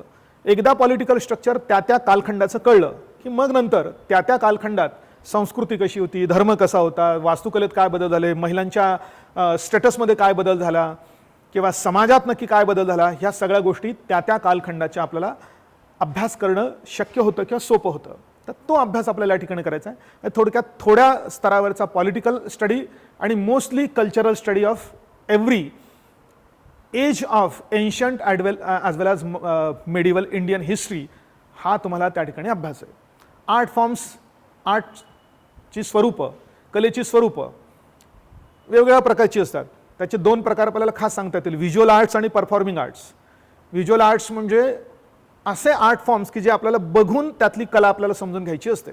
चित्रकला फॉर एक्झाम्पल किंवा मूर्तिकला, हे बघितल्यानंतर आपल्याला कळतं की नक्की त्याच्यामध्ये काय आर्ट आहे. दुसरा परफॉर्मिंग आर्ट म्हणजे एखादी गोष्ट परफॉर्म केल्यानंतर समोरच्या माणसांना कळतं की नक्की त्यांना काय म्हणायचं आहे, काय मेसेज द्यायचा आहे. मग त्याच्यामध्ये वेगवेगळ्या प्रकारचे डान्स फॉर्म्स आलेत आणि आपल्याला माहिती आहे की भारताच्या 4000-5000 वर्षाच्या इतिहासात भारताच्या वेगळ्या कानाकोपऱ्यामध्ये वेगवेगळ्या प्रकारचे डान्स फॉर्म्स, भरतनाट्यम असेल किंवा कथकली असेल किंवा कुचिपुडी असेल, हे वेगवेगळ्या प्रकारचे परफॉर्मिंग आर्ट्सचे फॉर्म्स निर्माण झाले. म्हणजे व्हिज्युअल आर्ट, परफॉर्मिंग आर्ट्स किंवा नाटक म्हणजे क्लासिकल डान्सेस बरोबर नाटकं वगैरे जे बसवली जायची ते नाटक, ते कधी कधी नाटक लिटरेचरमध्ये लिहिलेलं असायचं आणि ते लोक परफॉर्म करायचे. तर याचा अभ्यास. साहित्य भरपूर बदलत गेलेलं आहे, आपलं साहित्याचे प्रकार बदलत गेले आहेत, भाषा बदलत गेलेल्या आहेत, त्या आधारावर होत गेलेला बदल. आणि आर्किटेक्चर मुख्यतः भारताचं हे टेम्पल आर्किटेक्चरच्या माध्यमातून डेव्हलप झालेलं आहे असं म्हणता येईल. त्यामुळे आर्किटेक्चरमध्ये आपण म्हणजे त्यावेळची लोक कुठल्या पद्धतीची घरं बांधायची हा तर आस्पेक्ट झाला, पण मेजर स्टडी मात्र तिथे टेम्पल आर्किटेक्चरचा. मग आपण इतिहासात बघितलं असतं की सुरुवातीचे टेम्पल्स हे रॉक कट टेम्पल्स असायचे. म्हणजे कुठल्या तरी एखाद्या डोंगरामध्ये जाऊन त्या डोंगराचा एखादा भाग कोरून त्या ठिकाणी टेम्पल्स तयार केलेले असायचे, ज्याला आपण साध्या भाषेत आपण लेण्या म्हणतो आजच्या भाषेमध्ये. तर मग त्या लेण्यांच्या माध्यमातून टेम्पल्स आलेत. नंतर कालांतराने हळूहळू फ्री स्टँडिंग टेम्पल्स कन्स्ट्रक्ट करायला सुरुवात झाली. म्हणजे कुठलाही असा डोंगर न कोरता जमिनीवरून तो काय म्हटलं तर ते मंदिर बांधत जाणे आणि त्या माध्यमातून ही कला विकसित झाली. आणि या दोघांमधला कट ऑफ पॉईंट म्हणजे रॉक कट टेम्पल जिथे संपलं आणि जिथून फ्री स्टँडिंग टेम्पल्स कन्स्ट्रक्ट करायला सुरुवात झाली, तो कट ऑफ पॉईंट आपल्या महाराष्ट्रात आहे. तो म्हणजे वेरूळचं जे घृष्णेश्वराचं मंदिर आहे तर ते, कारण ते करताना सगळ्यांना माहिती असेल ही गोष्ट की एक डोंगर वरतून कोरायला सुरुवात झाली. म्हणजे डोंगर वरतून कोरताना त्या लोकांच्या कोरणाऱ्यांच्या डोक्यामध्ये आयडिया होती की आपल्याला अशा प्रकारचं मंदिर तयार करायचं आहे किंवा वॉट एव्हर जे काही स्ट्रक्चर तयार करायचं असेल ते स्ट्रक्चर तयार करायचं आहे. आणि करता करता मात्र फायनल जेव्हा ते तयार झालं तेव्हा मात्र ते अशा फ्री स्टँडिंग प्रमाणे निर्माण झालेलं आपल्याला दिसतंय. म्हणजे आज आपण गेलो तर आपल्याला वाटतं की फ्री स्टँडिंग आहे, पण आजूबाजूचा डोंगर बघितला तर लक्षात येईल की पहिल्यांदा ही टेकडी होती आणि त्या टेकडीमध्ये त्यांनी वरून खालपर्यंत म्हणजे मंदिराच्या कळसापासून तर मंदिराच्या पायापर्यंत अशा रीतीने कोरीव काम केलं आहे. त्यामुळे आपण त्याला जागतिक वारसा हक्कामध्ये ते घेतलेलं युनेस्कोने. एवढं महत्त्वाचं आणि प्रसिद्ध टेम्पल ते महाराष्ट्रात वेरूळला त्या ठिकाणी आहे. तर हे जे काही बदल होत गेलेले टेम्पल आर्किटेक्चरमध्ये त्याचा ब्रॉड ट्रेंड आपल्याला या ठिकाणी बघायचा आहे. ब्रॉड म्हणतोय, डिटेल बघायचा म्हटला तर फक्त 6 महिने एवढंच वाचलं तरी सुद्धा ते पूर्ण होणार नाही एवढा मोठा हा पॉईंट. पण आता पॉईंट हे लक्षात घ्या बघा. आधीच एक मुद्दा सांगतो पुढच्या हे कळण्याकरता म्हणजे घाबरून जाऊ नये तुम्ही, हे कळण्याकरता हा एक मुद्दा सांगतो की एवढ्या सगळ्या पेपरमध्ये UPSCच्या परीक्षेमध्ये सध्या 20 प्रश्न विचारले जातात.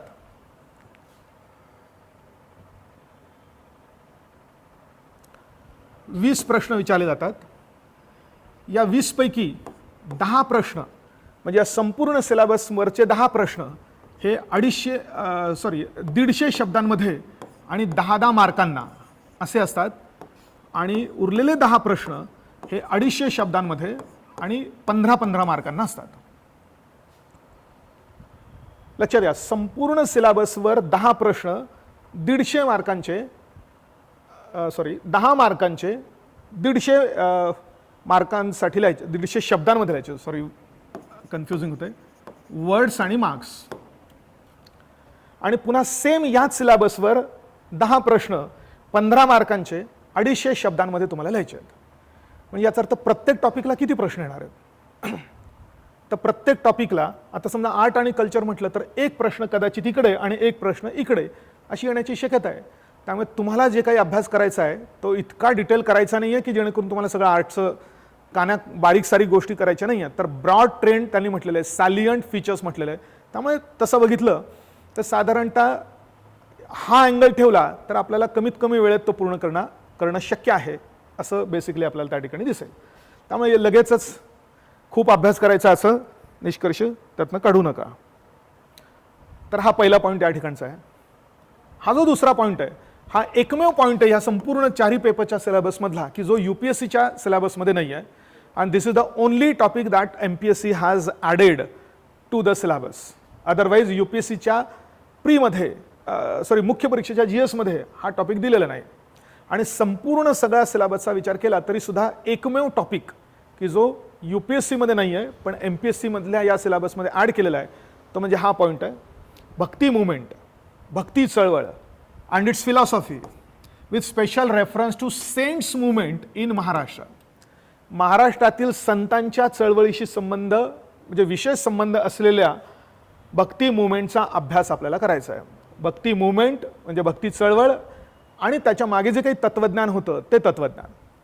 काय आहे भक्ती चळवळ?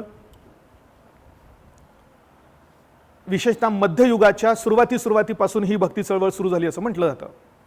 त्याची काही मुळं जरी प्राचीन भारतामध्ये दिसत असले तरी मुख्यतः मध्ययुगाच्या सुरुवातीला विशेषतः 11व्या-12व्या शतकापासून आणि त्यातही विशेषतः बंगाल, महाराष्ट्र आणि काही प्रमाणात पंजाब या 3 भागांमधनं निर्माण झालेल्या चळवळीला आपण आज भक्ती चळवळ असं पण म्हणू शकतो.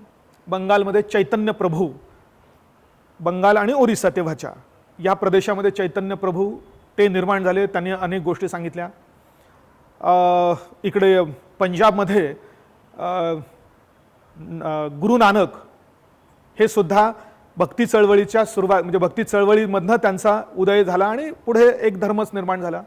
उत्तर प्रदेशामध्ये संत कबीर आपल्याला म्हणता येईल ते, आणि मोठी गोष्ट म्हणजे महाराष्ट्रात संत ज्ञानेश्वर. या चारी पाची माणसांच्या जे काही त्यांचे विचार होते, जे काही त्यांनी प्रवचने केली, जे काही गोष्टी सांगितल्या त्यांच्या माध्यमातून भक्ती चळवळ ही मोठ्या प्रमाणात तेव्हापासून निर्माण व्हायला सुरुवात झाली असं आपण म्हणतो. आणि महाराष्ट्र तर मग संत ज्ञानेश्वरांपासून तुकाराम महाराजांपर्यंत आणि आत्ताच्या वारकरी संप्रदायापर्यंत या भक्ती चळवळीला खूप मोठा इतिहास महाराष्ट्रात आपल्याला दिसतो. भक्ती चळवळ मुळात कशाशी संबंधित आहे? हे सगळे माणसं काय सांगत होते की भक्ती महत्त्वाची आहे, देवाची पूजा नाही, किंवा देवाची पूजा कर्मकांड म्हणून महत्त्वाचं नसून देवाची भक्ती महत्त्वाची आहे. आणि हे सांगताना त्यांनी सोप्या साध्या भाषेमध्ये काही गोष्टी सांगायला सुरुवात केली. मुळात ह्या चळवळीतले जे काही सगळे भक्ती संत आपण म्हणतोय हे सगळे संत हे मुख्यतः सामान्य घरातनं निर्माण झालेले, सामान्य जातींमधले निर्माण झालेले किंवा जवळजवळ सगळ्या प्रकारच्या जातींमधनं कुणीतरी निर्माण झालेला अशी ही सगळी माणसं होती. त्यामुळे त्यांनी सामान्य लोकांना कळेल अशा पद्धतीने देवाची भक्ती करण्याबद्दलचे पॉईंट सांगितले. पुन्हा ही भक्तीसुद्धा 2 प्रकारे त्यांनी सांगितली. यातले काही संत हे सगुण तर काही निर्गुण अशा प्रकारचे मानले जातात. निर्गुण म्हणजे असे म्हणणारे माणसे की देवाची भक्ती करताना देव समोर असण्याची आपल्याला आवश्यकता नाही, त्याला कुठलाही गुण नाही आहे, म्हणजे ज्याचा अर्थ त्याला कोणतेही वैशिष्ट्य नाही आहे, तो देव आहे आणि त्याला देव म्हणूनच त्याची पूजा केली पाहिजे. संत कबीर हे त्याचं एक चांगलं उत्तम उदाहरण झालं. संत कबीर असे म्हणायचे की जर दगडात देव असता तर मी छोट्या दगडाची कशाला, मी पूर्ण त्या पर्वताची पूजा करीन. म्हणजे दगडाची मूर्ती, छोटीशी मूर्ती तयार करून त्या छोट्या दगडाच्या मूर्तीची पूजा करण्याच्या ऐवजी जर दगडाचीच पूजा करायची असेल तर मी त्या मोठ्या माउंटनची पूजा करेल, मोठ्या पर्वताची पूजा करेल, असं सांगणारे होते. त्यामुळे मूर्ती नाही तर देवाला कुठल्याही प्रकारची वैशिष्ट्य नाही आहे, आकार नाही आहे, स्वरूप नाही आहे, मानवी स्वरूप नाही आहे, असं मानून त्याची भक्ती करायची असं सांगणारे जे निर्गुणवाले झाले. आणि सगुणवाले मात्र देवाच्या मूर्तीची पूजा, देवाला वैशिष्ट्य आहेत म्हणून तर आपण मूर्त्या आणि मूर्त्यांचे वेगळे प्रकार आपण बघतो. 4-4 हात असलेले, 2-2 तोंड असलेले, 3 तोंड असलेले, ह्या लोकांच्या डोक्यातल्या कल्पना होत्या की देवाची जी काही वैशिष्ट्य आहेत ती वैशिष्ट्ये त्यांनी मूर्तीच्या स्वरूपात, नंतर चित्रांच्या स्वरूपात अशा रीतीने त्यांनी ती लिहायला सुरुवात केली. कारण सगुणवाल्यांचं म्हणणं असं होतं की जर देवाची भक्ती करायची असेल आणि त्यासाठी आवश्यक तेवढं कॉन्सन्ट्रेशन व्हायचं असेल तर समोर कोणीतरी पाहिजे, आणि समोर मग त्या मूर्तीच्या स्वरूपामध्ये कोणीतरी हवं की जेणेकरून भक्ती जास्त चांगली होऊ शकेल. आणि त्याच्यामध्ये मग रामाची भक्ती आणि कृष्णाची भक्ती असे पुन्हा 2 गट पडतात, किंवा त्याच्यात मूळ 2 गट पडतात. म्हणून भक्ती म्हणजे शैवाइट्स आणि वैष्णवाइट्स, म्हणजे विष्णू आणि विष्णूचे अवतार, त्यातल्या त्यात श्रीकृष्ण आणि भगवान राम या अवतारांची पूजा करणारे आणि शिवाची पूजा करणारे. तर असे विविध भारताच्या विविध भागांमध्ये विविध प्रकारचे एकदम सामान्य, वेगवेगळ्या प्रकारच्या सामान्य जातींमधनं आलेले हे जे काही सगळे संत निर्माण झाले, तर त्यांनी जे काही सांगितलंय त्याच्या मागे जे काही तत्वज्ञान आहे त्या तत्वज्ञानाचा या ठिकाणी अभ्यास आहे. पण with special reference to Maharashtra, म्हणजे ज्ञानेश्वर महाराजांपासून तर आतापर्यंत तो जरी आपण परफेक्ट केला तरी सुद्धा आपला हा पॉईंट होऊ शकेल. फार काही मोठं हे नाही आहे. त्या सगळ्या संतांची नावं, त्यांनी त्यांच्या प्रवचनाच्या पद्धती, त्यांनी लिहिलेल्या काही गोष्टी, कबीर म्हटलं की दोह्यांच्या माध्यमातून, तुकाराम महाराज म्हटले तर ते आपल्या गाथाच्या माध्यमातून, हे जे काही सगळा अभ्यास या ठिकाणी तुम्हाला करणं अपेक्षित आहे. पुढचा पॉईंट का मॉडर्न इंडियन हिस्ट्री, आधुनिक भारताचा इतिहास. कुठून? From about middle of the 18th century. Middle of the 18th century म्हणजे साधारणतः 1750 इसवी सन. From about middle of the 18th century until present, आतापर्यंत. आणि त्यातलं काय वाचायचंय? सगळं डिटेल वाचायचं आहे असं नाही. सिग्निफिकंट इव्हेंट म्हणजे एवढ्या कालखंडात झालेल्या महत्त्वाच्या जे काही घटना आहेत त्या घटना, पर्सनॅलिटीज, त्यातले महत्त्वाचे जे काही व्यक्तिमत्व असतील ते व्यक्तिमत्व, आणि निर्माण झालेले महत्त्वाचे जे काही इश्यूज असतील ते इश्यूज. साधारणतः 1-2 प्रश्न 10 मार्कांसाठी एखादा आणि 15 मार्कांसाठी एखादा या पॉईंटवर येण्याची शक्यता आहे. मग 1750 म्हणजे याचा अर्थ ब्रिटिश भारतात इस्टॅब्लिश होण्यापासूनचा कालावधी आहे. आधीचा कालावधी आपल्याला थोडासा कळला पाहिजे असतो. ब्रिटिश भारतात आले, बाकीचे युरोपियन्स भारतात आले, व्यापार करायला सुरुवात केली आणि एकमेकांमध्ये भांडण करायला सुरुवात केली. एकमेकांमध्ये भांडण केल्यानंतर ब्रिटिश इस्टॅब्लिश झाले आणि नंतर त्यांनी भारतीयांशी भांडण करायला सुरुवात केली. मग ते इस्टॅब्लिश होऊन भारतीयांशी भांडण, इथपासून त्यांचा हा या ठिकाणचा इतिहास, या ठिकाणचा हा सगळा सिलेबस सुरू होतोय. म्हणून तेव्हापासून आतापर्यंत जे काही महत्त्वाच्या घटना घडल्या, महत्त्वाचे पर्सनॅलिटीज आलेत, मग इव्हन ते ब्रिटिश गव्हर्नर जनरल सुद्धा आलेत त्याच्यामध्ये. त्यातले हे 3-4 प्रसिद्ध, रिपन लिटन, त्यानंतर डलहौसी, त्यानंतर म्हणजे डलहौसी आधीचा, डलहौसी घ्यायचा म्हटलं तर लॉर्ड कॅनिंग, रिपन आणि लिटन, नंतर कर्झन, हे 4-5 जे महत्त्वाचे आहेत. आणि एकदम ब्रिटिश म्हणजे भारतीयांशी युद्ध करतानाचे बघितलं तर वॉरन हेस्टिंग आणि लॉर्ड वेलस्ली, हे 5-6 ब्रिटिश गव्हर्नर जनरल्स किंवा व्हाईसरॉयस यांचा अभ्यास. आणि मग नंतर पुढच्या पर्सनॅलिटीज म्हटल्या तर भारतीय स्वातंत्र्य चळवळीतल्या महत्त्वाच्या पर्सनॅलिटीज आणि निर्माण झालेले इश्यूज. तर हा एक अभ्यास या ठिकाणी आहे. आता बघा, जेव्हा आपण ऑब्जेक्टिव्ह परीक्षेसाठी याचा अभ्यास करतो तेव्हा आपल्याला एकदम बारीक सारीक डिटेल्स माहिती असणं अपेक्षित असतं. म्हणजे ह्या सगळ्या माणसांनी कोणी कोणत्या संघटना स्थापन केल्या, कोणी कोणती पुस्तकं लिहिली, त्याच्यातून खास काही थीम होती का, अशा खूप मायन्यूट डिटेल्स आपण बघतो.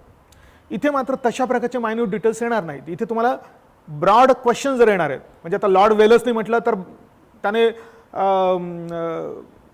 आपण म्हणू की जे सबसिडी अलायन्सची सिस्टम आणली, तर ती सिस्टम सांगा. काय म्हणतो आपण मराठीमध्ये त्याला, तैनाती फौजेची व्यवस्था. मग तैनाती फौजेची व्यवस्था तिचा अर्थ सांगा, तिचं महत्त्व सांगा, तिचा वापर कसा झाला हे सांगा, अशा प्रकारच्या गोष्टी येतील. मायन्यूट डिटेल्स मात्र तुम्हाला त्या ठिकाणी लिहिण्याची आवश्यकता नसेल. डलहौसीवर प्रश्न आला तर डलहौसीने संस्थानं खालसा करण्याच्या मागे त्याचं धोरण काय होतं, अशा प्रकारचं डिस्क्रिप्टिव्ह क्वेश्चन येईल आणि लिहायचं आहे फक्त 150 किंवा 250 शब्दांमध्ये. त्याच्यामुळे ऑब्जेक्टिव्ह परीक्षेसाठी जे काही अनावश्यक हिस्टॉरिकल डिटेल्स आपल्याला अभ्यास करायला लागायचे मेन्ससाठी, ते मात्र आता या ठिकाणी अभ्यास करावा लागणार नाहीत. आणि ब्रॉड ट्रेंड म्हणताना सुद्धा ब्रॉड कॉन्सेप्ट्स.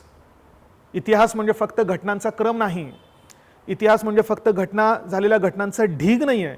हे सगळं घडत असताना जे काही त्याच्या बॅकग्राऊंडला थीम्स होत्या, त्या थीम्स आपल्याला कळलं पाहिजे. तरच आपल्याला स्वातंत्र्य लढा आपण कुठल्या तत्वांच्या आधारावर लढला आहे. स्वातंत्र्य लढा असा काही नव्हता ना की होते ब्रिटिश म्हणून चला सगळेजण स्वातंत्र्य लढ्यात उतरले. तो लढा सुद्धा लढताना म्हणून की गांधीजींचा काहीतरी निश्चित विचार होता, गांधीजींना अपोज करणाऱ्यांचा निश्चित काहीतरी विचार होता, काँग्रेसच्या चळवळीच्या व्यतिरिक्त इतर अनेक छोट्या मोठ्या चळवळी होत्या, त्यांचा अजून काहीतरी विचार, वेगळ्या प्रकारचे विचार होते, क्रांतिकारकांचे वेगळे होते, सुभाषचंद्र बोस यांचे वेगळे होते, महिलांच्या संघटनांचे वेगळे होते. तर ह्या सगळ्या ब्रॉडली या ठिकाणच्या घटना या ठिकाणी आपल्याला वाचणं अपेक्षित आहे असं म्हणतात. इथे मॉडर्न इंडियन हिस्ट्री म्हटल्यानंतर ब्रिटिशांचा इतिहास सुद्धा. आता पुढे मात्र फक्त फ्रीडम स्ट्रगल म्हणजे फक्त स्वातंत्र्य चळवळ, मग त्याच्यातही व्हेरियस स्टेजेस, त्यातला महत्त्वाचे टप्पे, इम्पॉर्टंट कॉन्ट्रीब्युटर्स अँड कॉन्ट्रीब्युशन्स. कोणाचं contribution from different parts of the country, देशाच्या वेगवेगळ्या भागाचं म्हणजे त्या भागाचं आणि त्या भागातल्या लोकांचं यातले जे काही कॉन्ट्रीब्युशन आहे ते, पण इम्पॉर्टंट कॉन्ट्रीब्युशन म्हटलेलं आहे. मग नॉर्थ इंडियाचं, साऊथ इंडियाचं, तिकडच्या बंगालचं किंवा इकडच्या वायव्य भारताचं, अशा पद्धतीने करून आपल्याला महत्त्वाच्या घटना या ठिकाणी बघायच्या. अभ्यास करताना सिम्पली पहिल्यांदा 1858 किंवा 57-58 पासून तर 1947 पर्यंत काँग्रेसच्या माध्यमातून जी काही मुवमेंट घडली ती एकदा आपल्याला कळली की मग बाकीचे जे काही स्ट्रँड्स आपण म्हणतो, धागे म्हणतो या चळवळीला, ते सगळे धागे सुद्धा आपल्याला व्यवस्थितपणे समजून येऊ शकतात. तर हा याचा भाग झाला. पुढचा मात्र स्वातंत्र्योत्तर भारताचा पॉईंट या ठिकाणी मेन्शन केला आहे, पोस्ट इंडिपेंडन्स. पण टोटल हिस्ट्री नाही, काय म्हटलं बघा, कन्सॉलिडेशन आणि रिऑर्गनायझेशन विदिन द कंट्री. स्वातंत्र्यानंतर भारताचं जे काही कन्सॉलिडेशन करण्याची गरज होती आणि नंतर त्याच्यातच पुन्हा रिऑर्गनायझेशन करण्याची गरज निर्माण झाली, तर त्याचा हा या ठिकाणी ब्रॉडली अभ्यास आहे. तुम्ही मुख्य परीक्षेचा अभ्यास करताना पोस्ट इंडिपेंडंट हिस्ट्री पी वाचलेलीच असेल. एक गोष्ट सर्वांना माहितीच आहे की भारत जेव्हा स्वतंत्र झाला त्यावेळी आणि त्याच्यानंतर अनेक वर्षे पुढे भारतात अनेक फुटीरवादी चळवळी होत्या, फुटीरवादी प्रवृत्ती होत्या, अनेकांना भारतात राहायचं नव्हतं, प्रत्येकाचे काही ना काही प्रॉब्लेम्स होते. तर स्वतंत्र भारतासमोर पहिला प्रॉब्लेम तर हा होता की भारताला एक संघ ठेवायचं कसं, संपूर्ण अशा फुटीरवादी प्रवृत्तींना एकत्र कसं बांधायचं. तर त्यासाठी जे कन्सॉलिडेशन आपल्याला करावं लागलं वेगवेगळ्या स्तरावर, मग ते संस्थानांचं विलिनीकरण असेल किंवा ट्रायबल लोकांचं, समजा फॉर एक्झाम्पल पूर्वोत्तर राज्यांमधल्या ट्रायबल लोकांचं इकडे विलिनीकरण करणं असेल किंवा त्यांना प्रभावित करून त्यांना आपल्या भारतात आणणं असेल. संस्थान म्हटलं तर त्या 3 संस्थानांचा अजून जास्त स्पेसिफिक प्रॉब्लेम होता, आपल्याला माहिती आहे, काश्मीरसारख्या. तर ह्या सगळ्या गोष्टींचं कन्सॉलिडेशन आपण कुठल्या माध्यमातून केलं, कशा पद्धतीने केलं, तर तो पॉईंट. आणि नंतर रिऑर्गनायझेशन करण्याची गरज पडली, कारण जे सुरुवातीला कन्सॉलिडेशन झालं ते कमीत कमी वेळात करण्याची आवश्यकता होती म्हणून ते तेव्हा झालं. पण लगेचच डिमांड्स व्हायला सुरुवात झाली की नाही, आम्हाला हे राज्य नको, त्या राज्यातला हा प्रदेश आमच्या राज्यामध्ये आला पाहिजे. म्हणून नॅशनल बाउंड्रीज निश्चित झाली, पण नॅशनल बाउंड्रीजमधल्या जे काही स्टेट बाउंड्रीज होत्या त्या मात्र फारच चुकीच्या पद्धतीने निर्माण झालेल्या होत्या, त्याला कुठलाच निकष लागू होत नव्हता. आणि त्यामुळे देशात ज्या काही चळवळी निर्माण झाल्या त्यामुळे देशाचं रिऑर्गनायझेशन करण्याची आवश्यकता पण पडली. म्हणून पॉलिटिकल लेवलवर देशाला एक संघ बनवणे आणि नंतरचे सगळे पुनर्संघटन त्यांचं घडून आणणे, याच्याबद्दलचे पॉईंट्स इथे अभ्यासायचे आहेत. पण एवढंच फक्त कन्सॉलिडेशन होतं असं नाही. मग आपल्याला ॲग्रिकल्चरल कन्सॉलिडेशन करण्याची गरज होती, त्यासाठी लँड रिफॉर्म्स म्हणजे भूसुधारणा करण्याची आवश्यकता निर्माण झाली. आपल्याला इंडस्ट्रीयल कन्सॉलिडेशनची आवश्यकता होती, देशात इंडस्ट्रीयल डेव्हलपमेंटसाठीची आवश्यकता होती. अशा विविध प्रकारच्या स्तरावरचं कन्सॉलिडेशन आणि रिऑर्गनायझेशन असा मुद्दा आहे. पण येतो याच्यावर फार फार ते एखादा प्रश्न, कधी कधी 2 प्रश्न फार आलेले आपल्याला दिसतील. त्यामुळे ब्रॉडली याचा अभ्यास करणं अपेक्षित आहे. आणि हा अभ्यास यांनी नव्याने टाकलाय, जो यापूर्वी MPSCचे कुठलेही विद्यार्थी अभ्यास करत नव्हते. त्यामुळे नवीन अभ्यास म्हटला की हा हिस्ट्री ऑफ द वर्ल्ड हा आलेला आहे, जगाचा इतिहास. अर्थातच याच्यावर सुद्धा UPSCला 2-1च प्रश्न आतापर्यंत आलेले मॅक्सिमम आपल्याला दिसतात. काय आहे बघा त्याच्यात. History of the world will include events from 18th century such as. आता जगाचा इतिहास 18व्या शतकापासून जरी वाचायचा म्हटलं तर तो भरपूर आहे, पण त्यांनी काय स्पेसिफिक पॉईंट दिलेले त्यातले की एवढा अभ्यास करायचा आहे. Which will include events from 18th century such as industrial revolution, औद्योगिक क्रांती. 18व्या शतकाच्या मध्यापासून त्या जेम्स वॅटने वाफेचं इंजिनाचा शोध लावल्यापासून पहिल्यांदा इंग्लंडमध्ये, नंतर युरोपामध्ये आणि नंतर US मध्ये, इकडे ऑस्ट्रेलिया जपानमध्ये जी घडून आली तिला आपण औद्योगिक क्रांती म्हणतो. तर त्याच्याबद्दलचा अभ्यास. वर्ल्ड वॉर फर्स्ट आणि वर्ल्ड वॉर सेकंड या दोघांचा अभ्यास. रिड्रॉवल ऑफ नॅशनल बाउंड्रीज.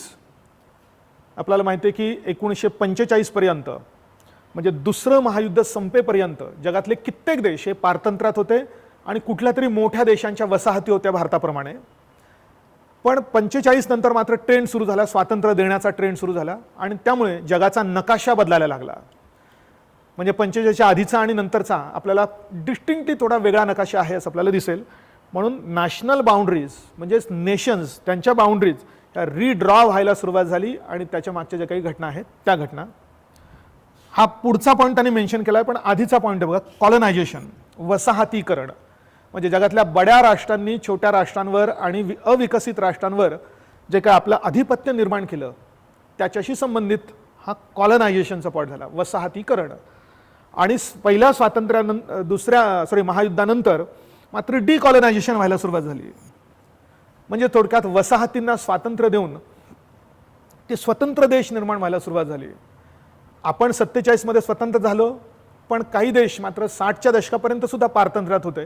पण 60च्या दशकापर्यंत मोठ्या प्रमाणात हे डिकॉलनायझेशन, निर्वसाहतीकरण आपण म्हणूया, तर ती प्रोसेस जी झाली त्याचा काही अभ्यास. आणि पॉलिटिकल फिलॉसॉफीचा अभ्यास आहे. कोणते तर कम्युनिझम म्हणजे साम्यवाद, कॅपिटलिझम भांडवलशाही आणि सोशलिझम म्हणजे समाजवाद. याचा थोडाफार अभ्यास आपण इकॉनॉमिक्सच्या सुरुवातीच्या लेक्चर्समध्ये सुद्धा करतो. भांडवलशाही म्हणजे काय, समाजवाद म्हणजे काय आणि साम्यवाद म्हणजे काय. भांडवलशाहीला आपण उजव्या विचारसरणीचा विचार म्हणतो. साम्यवाद, कम्युनिझम आणि समाजवाद हे डाव्या विचारसरणीची तत्व आहे. त्याच्यातही काय फरक आहे, हा फरक, त्याची थोडीशी हिस्ट्री, त्याचा इफेक्ट आणि जगात सध्या काय चालू आहे अशा पद्धतीचा पॉईंट. म्हणजे थोडक्यात तुम्हाला सगळं वर्ल्ड हिस्ट्री मायन्यूट डिटेल्समध्ये वाचण्याची आवश्यकता नाही आहे. जागतिक स्तरावर झालेली इंडस्ट्रियल रेव्होल्यूशन, 2 महायुद्धे, नकाशा कसा बदलला जगाचा, आणि कॉलनायझेशन, डिकॉलनायझेशन आणि ह्या 3 महत्त्वाच्या थिअरीज याबद्दलचा हा असा अभ्यास आहे इंडियन हिस्ट्रीबद्दलचा. पुढचा जो सिलेबस आहे तो मात्र इंडियन सोसायटीशी संबंधित आहे. हा इथून तर आपण म्हणूया की इथपर्यंत हा इंडियन सोसायटी शी संबंधित असलेला पॉईंट्स आहेत. तुलनेने सोपे आहेत, मात्र एवढं काही फारसे अवघड कुठलाही पॉईंट याच्यामधला नाही. सॅलियंट फीचर्स ऑफ इंडियन सोसायटी, भारतीय समाजाची प्रमुख आणि ठळक वैशिष्ट्ये, की भारतीय समाज हा जातींवर आधारित असलेला समाज आहे. भारतीय समाज हा मुख्यतः विवाह संस्थेवर आणि कुटुंब संस्थेवर आधारलेला आहे. याबद्दलचे काही ठळक वैशिष्ट्ये, आणि त्या ठळक वैशिष्ट्यांमधलं सगळ्यात प्रमुख वैशिष्ट्य आहे भारतातली विविधता, डायव्हर्सिटी ऑफ इंडिया. भारतात जी जगात म्हणजे भारत हा जगातला सर्वात डायव्हर्स कंट्री आहे. India is the most diverse country as far as any aspect of life is concern असं म्हटलं तरी चालणार आहे.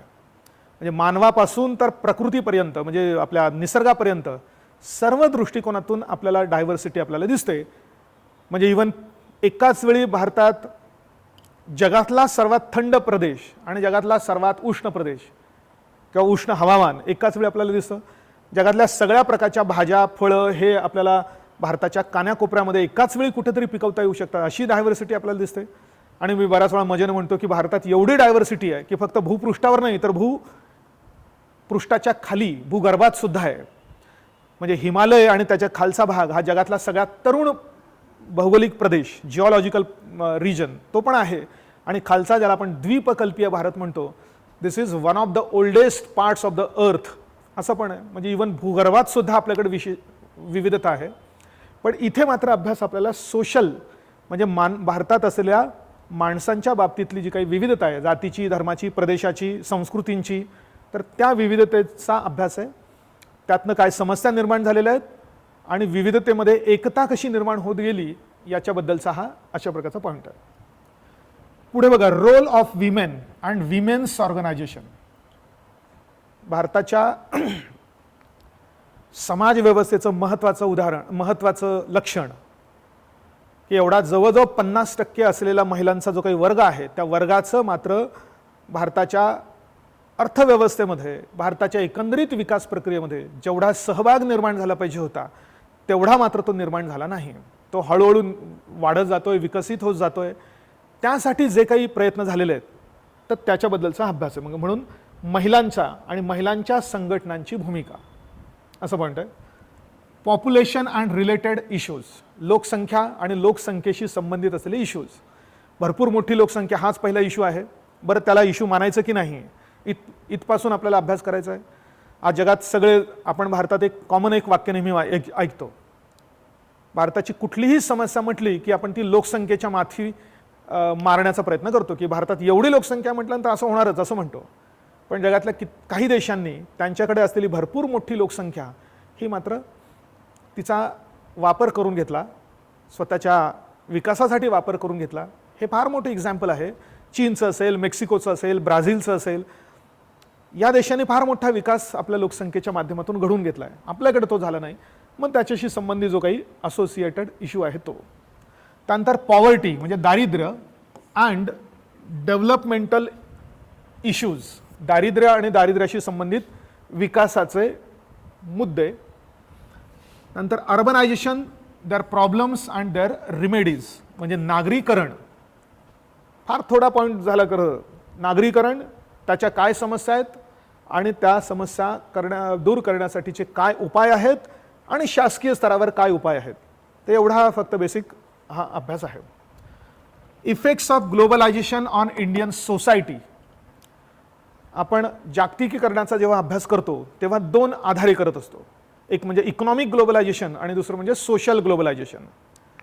इकॉनॉमिक ग्लोबलायझेशन म्हटलं तर वस्तू, सेवा, भांडवल, कर्मचारी हे जेव्हा जगातल्या इतर देशांमधून आपल्या देशात, आपल्या देशांमधून इतर देशात इझिली जाऊ शकतात तेव्हा आपण तो इकॉनॉमिक ग्लोबलायझेशनचा भाग म्हणतो. पण हे सगळं होत असताना मात्र भारताच्या समाजावर, भारताच्या संस्कृतीवर जो काही इफेक्ट घडून येत असतो त्या इफेक्टचा आपल्याला या ठिकाणी अभ्यास करायचा आहे. काही जण ग्लोबलायझेशनचा इंडियन सोसायटीवर होणारा इफेक्ट म्हणतात, काही जण त्यालाच कल्चरल इन्व्हेजन म्हणजे आपल्या संस्कृतीवर झालेला हल्ला म्हणतात. तर या पद्धतीने असा हा पॉईंट आहे. आणि सोशल एम्पॉवरमेंट, सामाजिक सक्षमीकरण किंवा सामाजिक सबलीकरण म्हणजे सामाजिक कारणांमुळे ज्यांच्या हातात किंवा जे सबल झाले नाही किंवा जे एक प्रकार म्हणजे दुर्बल घटकच राहिलेत, दुर्बल घटक ठरले आणि दुर्बल घटकच राहिलेत, तर त्यांच्या सबलीकरणासाठी आपण म्हणू की SCs, STs, OBCs, याचबरोबर महिला दुर्बल घटक आहेत, अपंग दुर्बल घटक आहेत, वृद्ध व्यक्ती दुर्बल घटक मानता येऊ शकतील, चिल्ड्रेन दुर्बल घटक मानता येऊ शकेल. तर ह्या सगळ्या दुर्बल घटकांचा त्यांच्या हाती बळ देण्यासाठी सरकारने भरपूर प्रयत्न केलेले आहेत. तर त्याच्याबद्दलचे पॉईंट्स. कम्युनलिझम, रिजनलिझम आणि सिक्युलरिझम हे तीन काय म्हणू की वाद या ठिकाणी अभ्यासायचे आहेत. आधी रिजनलिझम पॉईंट लक्षात घेऊया. रिजनलिझम आपल्याला माहिती आहे, भारत हा एक संघ देश जरी असला तरी त्याच्यात मात्र ऐतिहासिक कारणामुळे अनेक रिजन्स निर्माण झाले आणि ह्या रिजन्समध्ये एक प्रकारचं वितुष्ट, एक प्रकारचं भांडणसुद्धा आहे. म्हणजे सहकाराची भावना, त्याचप्रमाणे संघर्षाची भावना, अशा दोन्ही परस्पर विरोधी भावना आपल्याला भारतातल्या राज्यांमध्ये आणि प्रदेशांमध्ये दिसतात. त्यामुळे प्रदेशवाद मोठ्या प्रमाणात निर्माण झाला आहे. म्हणजे थोडक्यात म्हणायचं तर आपण म्हणताना पहिल्यांदा आपण भारतीय म्हणण्याच्या ऐवजी पहिल्यांदा आपण मराठी, महाराष्ट्राचे, महाराष्ट्रीयन म्हणण्याची आपल्यामध्ये प्रवृत्ती जर जास्त असेल तर आपल्याकडे रिजनलिझम आहे असं आपल्याला म्हणता येईल. आणि त्यातनं मग बऱ्याचशा गोष्टी निर्माण होतात. यातनंच एक प्रिन्सिपल निर्माण होतं ज्याला आपण सन ऑफ द सॉईल म्हणतो. सन ऑफ द सॉईल म्हणजे भूमिपुत्र अशी कल्पना. म्हणजे या भूमीचा वापर फक्त या भूमीवर जन्मलेल्या लोकांनाच मिळाला पाहिजे, बाहेरच्या लोकांना तो मिळालेला नाही पाहिजे. मग या भूमीवरचे जॉबसुद्धा या भूमीच्या लोकांनाच मिळाले पाहिजे. या भूमीच्या संसाधनांचा वापर आपल्यालाच झाला पाहिजे. यासाठी भारतात हे जे आपण म्हटलं की कन्सॉलिडेशन आणि रिऑर्गनायझेशन, यात फार मोठी चळवळ भारतात आपल्याला दिसते. तर त्याबद्दलचे सगळे इश्यू या ठिकाणी आहेत. आणि कम्युनलिझम आणि सिक्युलरिझम. कम्युनलिझम मराठीत बऱ्याच वेळेला एकतर कोणी सांप्रदायिकता म्हणतात, काही जातीयवाद म्हणतात. खरा शब्द सांप्रदायिकता या दृष्टिकोनातून घेतला पाहिजे. शब्द कशावर आला बघा, कम्युनिटी जे समुदाय, आणि पूर्वी समुदाय का विशिष्ट धर्माचे असायचे म्हणून जो धार्मिक वाद निर्माण झाला त्याला शब्द पडला कम्युनलिझम. त्यामुळे शब्दाच्या अर्थ लावण्यातच गफलत होऊ शकते. त्यामुळे कम्युनलिझम हा इंग्लिशमधला वर्ड मुख्यतः रिलिजन या आधारावर लावला जातो. मग आता धर्माधर्मांमधली वितुष्टे आपल्याला माहिती आहे. त्यामुळे दुसऱ्या धर्माच्या विरुद्ध केल्या जाणाऱ्या कृती, आपल्या धर्माबद्दलचं जे काही धर्मांध होईपर्यंत जाणारे सगळे ते मुद्दे, हा सगळा कम्युनलिझमचा हे निर्माण झाला. म्हणजे थोडक्यात आपल्या धर्माला जास्त महत्त्व आणि दुसऱ्या धर्माला मात्र कमी महत्त्व, या विचारांमधनं जी काही विचारसरणी निर्माण झाली त्याला आपण सांप्रदायिकता असं म्हणतो. जी निर्माण होऊ नये म्हणून भारताच्या घटनेनं मात्र सिक्युलरिझम म्हणजे धर्मनिरपेक्षता हा मुद्दा पुढे आणला. आणि आपल्याला माहिती आहे की भारताची घटना ही धर्मनिरपेक्षतेच्या तत्वावर आधारलेली आहे. पण ती थिअरी झाली म्हणून भारत कम्युनल नसून सिक्युलर आहे. पण मात्र प्रॅक्टिकल मात्र त्याचं बरंच वेगळं आहे. आपण नेहमी पेपरमध्ये ह्या सगळ्या डेव्हलपमेंट्स वाचतो वगैरे या गोष्टी आहेत. तर त्यांचा काही प्रमाणात हा अभ्यास आहे. तर हा सेकंड पार्ट हा सोसायटीशी संबंधित आहे. आणि थर्ड पॉईंट हा मात्र जॉग्रफीशी संबंधित असलेले पॉईंट्स आहेत. Salient features of world's physical geography. जगाच्या प्राकृतिक भूगोलाचे पण मात्र ठळक वैशिष्ट्य. मग जगाचा प्राकृतिक भूगोल, त्याच्यामध्ये मग आपल्याला मुख्यतः भूगोल म्हटलं की प्राकृतिक गोष्टींचं वितरण. मग डोंगरांचं, पर्वतांचं, पठारांचं पासून तर मैदानी प्रदेशांचं जगात वितरण कसं झालेलं आहे, त्या वितरणाच्या आधारावर नद्यांचं वितरण कसं झालेलं आहे. तर हा ब्रॉड फिजिकल जॉग्रफीचा भाग आहे. आणि ते वितरण कसं झालं आहे म्हणताना आपण काही थिअरीज वाचतो, प्लेट टेक्टॉनिक थिअरी सारख्या. मग त्या प्लेट टेक्टॉनिक थिअरी आणि ती थिअरी आपल्याला निश्चित सांगते की ज्या ठिकाणी पर्वत निर्माण झाले त्या ठिकाणी ते का निर्माण होतात, ज्या ठिकाणी ज्वालामुखी भूकंप होतात ते नक्की का होतात, याचं जगात होणाऱ्या सगळ्या प्राकृतिक घटनांचं वर्णन करणारी सर्वमान्य आणि एकच थिअरी म्हणून आपण त्याला भूमंच विवर्तनिकी, प्लेट टेक्टॉनिकची थिअरी म्हणतो. तर तिथपासून हा सगळा अभ्यास ब्रॉडली आपल्याला करायचा आहे. दुसरा पॉईंट बघा, डिस्ट्रीब्युशन ऑफ की नॅचरल रिसोर्सेस. म्हणजे महत्त्वाची नैसर्गिक संसाधनं यांचं डिस्ट्रीब्युशन अक्रॉस द वर्ल्ड म्हणजे जगातलं, including south Asia and Indian subcontinent. म्हणजे दक्षिण आशिया म्हणजे आपला सगळा दक्षिण, ज्याला आपण इंडियन सबकॉन्टिनेंट म्हणतो, पाकिस्तानापासून बांगलादेशपर्यंत इकडे खाली हा सगळा, आणि इंडियन सबकॉन्टिनेंट यात जे काही नॅचरल रिसोर्सेस आहेत तर त्यांचा विशेष अभ्यास आणि जगाचा जनरल. आणि त्याच्यामध्ये काय दुसरा पॉईंट बघा, factors responsible for location of primary, secondary and tertiary sector industries in various parts of the world including India. काय पॉईंट बघा, primary, secondary, tertiary sector industries. आपण मराठीमध्ये इकॉनॉमिक्समध्ये अभ्यास करताना प्राथमिक उपक्रम द्वितीयक उपक्रम आणि तृतीयक उपक्रमांचा आपण अभ्यास करतो.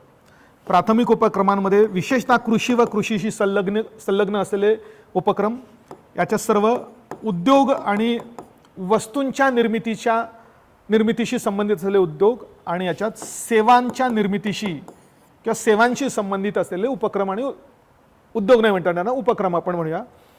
तर यांचं लोकेशन म्हणजे ह्या ॲक्टिव्हिटी ज्या ठिकाणी केल्या जातात ते लोकेशन तेच का निर्माण झालेलं आहे हे ठरवणारे जे काही फॅक्टर्स असतील तर त्या फॅक्टर्सचा या ठिकाणी अभ्यास करायचा आहे. म्हणजे याला फॅक्टर्स रिस्पॉन्सिबल फॉर लोकेशन किंवा शॉर्टमध्ये लोकेशनल फॅक्टर्स, स्थानिकीकरणाचे घटक. म्हणजे आता फॉर एक्झाम्पल एखाद्या विशिष्ट पिकाची शेती ज्या ठिकाणी केली जाते त्याच ठिकाणी केली जाण्यासाठी कोणते फॅक्टर्स कारणीभूत आहेत, कोणते घटक कारणीभूत आहेत.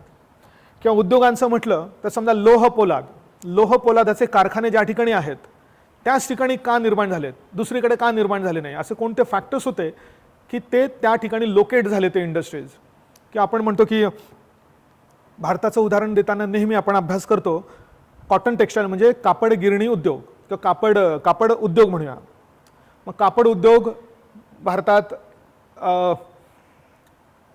मुंबईला पहिल्यांदा इस्टॅब्लिश झाला, अहमदाबादला इस्टॅब्लिश झाला. मग मुंबई आणि अहमदाबाद इथेच इस्टॅब्लिश होण्याच्या मागे नक्की काय कारणं होती, तिथेच ते कापड गिरण्या लोकेट होण्याच्या मागची काय कारणं होते.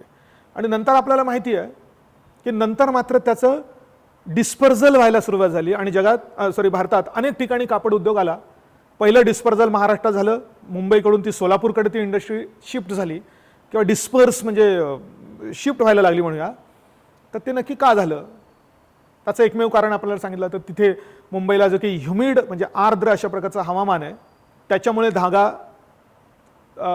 त्याची स्पिनिंग करताना न तुटता लांब धागा तयार करणं शक्य व्हायचं, हे त्याचं वन ऑफ द रिझन सांगितलं जातं. पण नंतर मात्र आर्टिफिशियल ह्युमिडिफायर्स आलेत, म्हणजेच आर्द्र हवा ही कृत्रिमरित्या निर्माण करण्याची शक्यता निर्माण झाली तंत्रज्ञानाच्या विकासामुळे. त्यामुळे आता ती कुठेही त्याला इंडस्ट्रीला आपल्याला ती इस्टॅब्लिश करता येऊ शकते. तर ह्या वेगवेगळ्या प्रकारच्या इंडस्ट्रीसाठी जे काही स्थानिकीकरणाचे घटक आहेत तर त्या स्थानिकीकरणाच्या घटकांचा या ठिकाणी अभ्यास आहे. जॉग्रफी ऑप्शनलमध्ये तुम्हाला मग नॉर्थ इंडियाचं, साऊथ इंडियाचं, तिकडच्या बंगालचं किंवा इकडच्या वायव्य भारताचं अशा पद्धतीने करून आपल्याला महत्त्वाच्या घटना या ठिकाणी बघायच्या. अभ्यास करताना सिम्पली पहिल्यांदा 1858 किंवा 57-58 पासून तर 1947 पर्यंत काँग्रेसच्या माध्यमातून जी काही मुवमेंट घडली ती एकदा आपल्याला कळली की मग बाकीचे जे काही स्ट्रँड्स आपण म्हणतो, धागे म्हणतो या चळवळीला, ते सगळे धागे सुद्धा आपल्याला व्यवस्थितपणे समजून येऊ शकतात. तर हा याचा भाग झाला. पुढचा मात्र स्वातंत्र्योत्तर भारताचा पॉईंट या ठिकाणी मेन्शन केला आहे, पोस्ट इंडिपेंडन्स. पण टोटल हिस्ट्री नाही, काय म्हटलं बघा, कन्सॉलिडेशन आणि रिऑर्गनायझेशन विदिन द कंट्री. स्वातंत्र्यानंतर भारताचं जे काही कन्सॉलिडेशन करण्याची गरज होती आणि नंतर त्याच्यातच पुन्हा रिऑर्गनायझेशन करण्याची गरज निर्माण झाली, तर त्याचा हा या ठिकाणी ब्रॉडली अभ्यास आहे. तुम्ही मुख्य परीक्षेचा अभ्यास करताना पोस्ट इंडिपेंडंट हिस्ट्री पी वाचलेलीच असेल.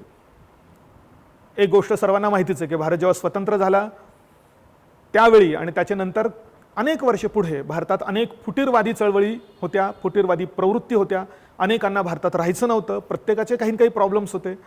तर स्वतंत्र भारतासमोर पहिला प्रॉब्लेम तर हा होता की भारताला एक संघ ठेवायचं कसं, संपूर्ण अशा फुटीरवादी प्रवृत्तींना एकत्र कसं बांधायचं.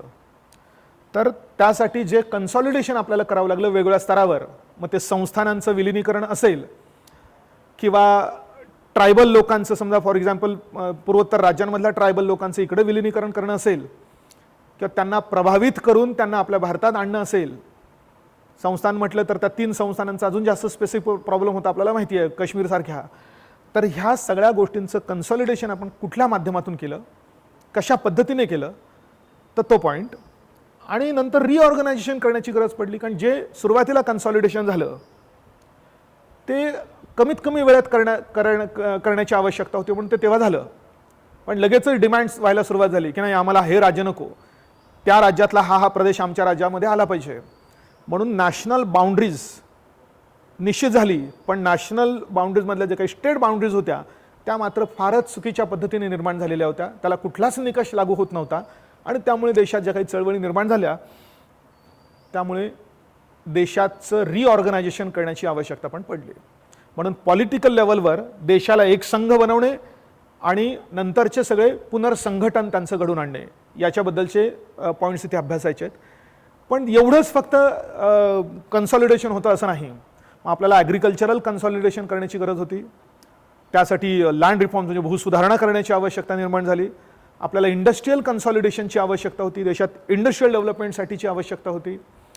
अशा विविध प्रकारच्या स्तरावरचं कन्सॉलिडेशन आणि रिऑर्गनायझेशन असा मुद्दा आहे.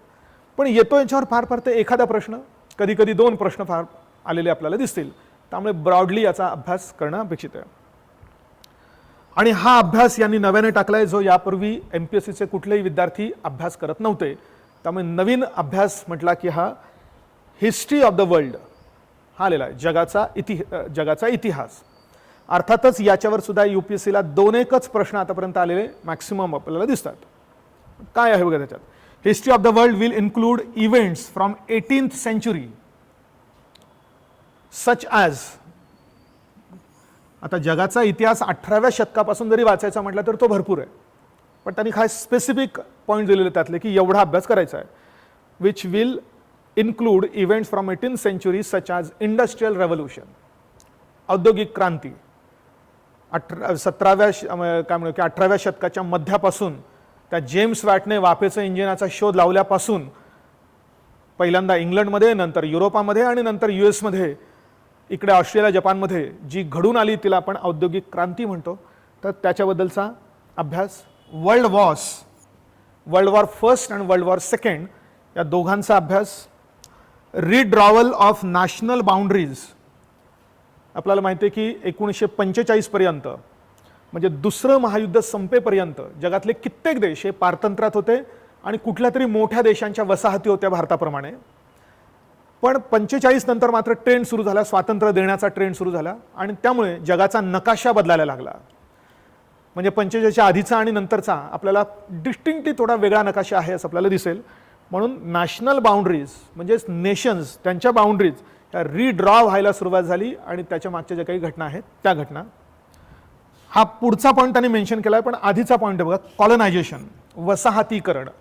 म्हणजे जगातल्या बड्या राष्ट्रांनी छोट्या राष्ट्रांवर आणि अविकसित राष्ट्रांवर जे काय आपलं आधिपत्य निर्माण केलं त्याच्याशी संबंधित हा कॉलनायझेशनचा पॉईंट झाला, वसाहतीकरण. आणि पहिल्या महायुद्धानंतर मात्र डिकॉलनायझेशन व्हायला सुरुवात झाली. म्हणजे थोडक्यात वसाहतींना स्वातंत्र्य देऊन ते स्वतंत्र देश निर्माण व्हायला सुरुवात झाली. आपण 47 मध्ये स्वतंत्र झालो, पण काही देश मात्र 60च्या दशकापर्यंत सुद्धा पारतंत्र्यात होते. पण 60च्या दशकापर्यंत मोठ्या प्रमाणात हे डिकॉलनायझेशन, निर्वसाहतीकरण आपण म्हणूया, तर ती प्रोसेस जी झाली त्याचा काही अभ्यास. आणि पॉलिटिकल फिलॉसॉफीचा अभ्यास आहे. कोणते तर कम्युनिझम म्हणजे साम्यवाद, कॅपिटलिझम भांडवलशाही आणि सोशलिझम म्हणजे समाजवाद. याचा थोडाफार अभ्यास आपण इकॉनॉमिक्सच्या सुरुवातीच्या लेक्चर्समध्ये सुद्धा करतो. भांडवलशाही म्हणजे काय, समाजवाद म्हणजे काय आणि साम्यवाद म्हणजे काय. भांडवलशाहीला आपण उजव्या विचारसरणीचा विचार म्हणतो. साम्यवाद, कम्युनिझम आणि समाजवाद हे डाव्या विचारसरणीची तत्व आहे. त्याच्यातही काय फरक आहे, हा फरक, त्याची थोडीशी हिस्ट्री, त्याचा इफेक्ट आणि जगात सध्या काय चालू आहे अशा पद्धतीचा पॉईंट. म्हणजे थोडक्यात तुम्हाला सगळं वर्ल्ड हिस्ट्री मायन्यूट डिटेल्समध्ये वाचण्याची आवश्यकता नाही आहे. जागतिक स्तरावर झालेली इंडस्ट्रियल रेव्होल्यूशन, 2 महायुद्धे, नकाशा कसा बदलला जगाचा, आणि कॉलनायझेशन, डिकॉलनायझेशन आणि ह्या 3 महत्त्वाच्या थिअरीज याबद्दलचा हा असा अभ्यास आहे इंडियन हिस्ट्रीबद्दलचा. पुढचा जो सिलेबस आहे तो मात्र इंडियन सोसायटीशी संबंधित आहे. हा इथून तर आपण म्हणूया की इथपर्यंत हा इंडियन सोसायटी शी संबंधित असलेला पॉईंट्स आहेत. तुलनेने सोपे आहेत, मात्र एवढं काही फारसे अवघड कुठलाही पॉईंट याच्यामधला नाही. सॅलियंट फीचर्स ऑफ इंडियन सोसायटी, भारतीय समाजाची प्रमुख आणि ठळक वैशिष्ट्ये, की भारतीय समाज हा जातींवर आधारित असलेला समाज आहे. भारतीय समाज हा मुख्यतः विवाह संस्थेवर आणि कुटुंब संस्थेवर आधारलेला आहे. याबद्दलचे काही ठळक वैशिष्ट्ये, आणि त्या ठळक वैशिष्ट्यांमधलं सगळ्यात प्रमुख वैशिष्ट्य आहे भारतातली विविधता, डायव्हर्सिटी ऑफ इंडिया. भारतात जी जगात म्हणजे भारत हा जगातला सर्वात डायव्हर्स कंट्री आहे. India is the most diverse country as far as any aspect of life is concern असं म्हटलं तरी चालणार आहे. म्हणजे मानवापासून तर प्रकृतीपर्यंत, म्हणजे आपल्या निसर्गापर्यंत सर्व दृष्टिकोनातून आपल्याला डायव्हर्सिटी आपल्याला दिसते. म्हणजे इवन एकाच वेळी भारतात जगातला सर्वात थंड प्रदेश आणि जगातला सर्वात उष्ण प्रदेश किंवा उष्ण हवामान एकाच वेळी आपल्याला दिसतं. जगातल्या सगळ्या प्रकारच्या भाज्या, फळं हे आपल्याला भारताच्या कानाकोपऱ्यामध्ये एकाच वेळी कुठेतरी पिकवता येऊ शकतात, अशी डायव्हर्सिटी आपल्याला दिसते. आणि मी बऱ्याच वेळा मजेने म्हणतो की भारतात एवढी डायव्हर्सिटी आहे की फक्त भूपृष्ठावर नाही तर भूपृष्ठाच्या खाली, भूगर्भात सुद्धा आहे. म्हणजे हिमालय आणि त्याच्या खालचा भाग हा जगातला सगळ्यात तरुण भौगोलिक प्रदेश, जिओलॉजिकल रिजन तो पण आहे. आणि खालचा ज्याला आपण द्वीपकल्पीय भारत म्हणतो, this is one of the oldest parts of the earth असं पण आहे. म्हणजे इवन भूगर्भात सुद्धा आपल्याकडे विविधता आहे. पण इथे मात्र अभ्यास आपल्याला सोशल, म्हणजे भारतात असलेल्या माणसांच्या बाबतीतली जी काही विविधता आहे, जातीची, धर्माची, प्रदेशाची, संस्कृतींची, तर त्या विविधतेचा अभ्यास आहे. त्यातनं काय समस्या निर्माण झालेल्या आहेत आणि विविधतेमध्ये एकता कशी निर्माण होत गेली याच्याबद्दलचा हा अशा प्रकारचा पॉईंट आहे. पुढे बघा, role of women and women's organisation. भारताच्या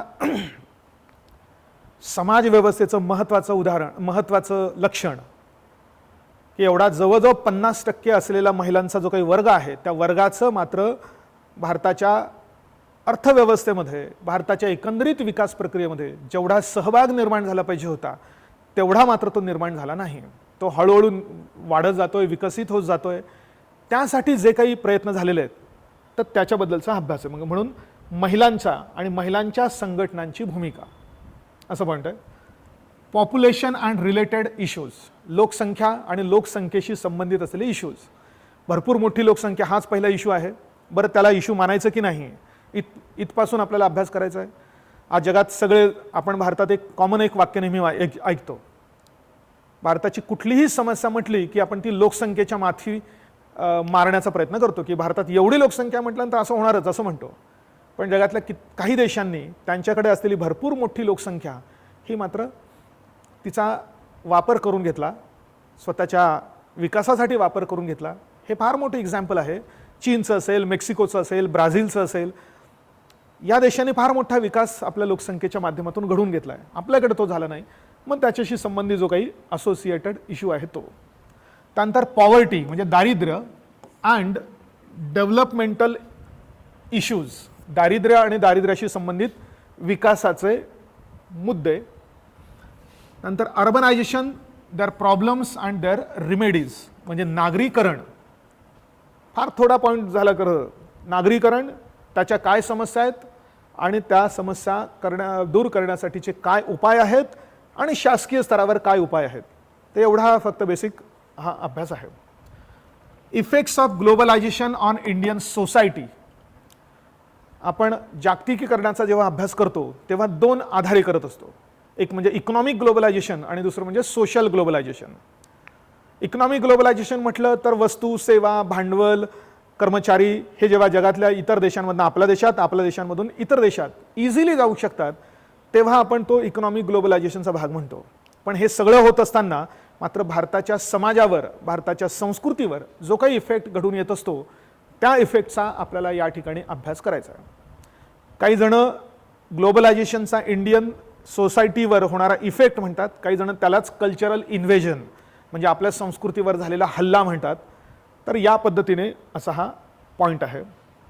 आणि सोशल एम्पॉवरमेंट, सामाजिक सक्षमीकरण किंवा सामाजिक सबलीकरण, म्हणजे सामाजिक कारणांमुळे ज्यांच्या हातात किंवा जे सबल झाले नाही किंवा जे एक प्रकार म्हणजे दुर्बल घटकच राहिलेत, दुर्बल घटक ठरले आणि दुर्बल घटकच राहिलेत, तर त्यांच्या सबलीकरणासाठी आपण म्हणू की SCs, STs, OBCs, याचबरोबर महिला दुर्बल घटक आहेत, अपंग दुर्बल घटक आहेत, वृद्ध व्यक्ती दुर्बल घटक मानता येऊ शकतील, चिल्ड्रेन दुर्बल घटक मानता येऊ शकेल. तर ह्या सगळ्या दुर्बल घटकांचा त्यांच्या हाती बळ देण्यासाठी सरकारने भरपूर प्रयत्न केलेले आहेत. तर त्याच्याबद्दलचे पॉईंट्स, कम्युनलिझम, रिजनलिझम आणि सिक्युलरिझम हे तीन काय म्हणू की वाद या ठिकाणी अभ्यासायचे आहेत.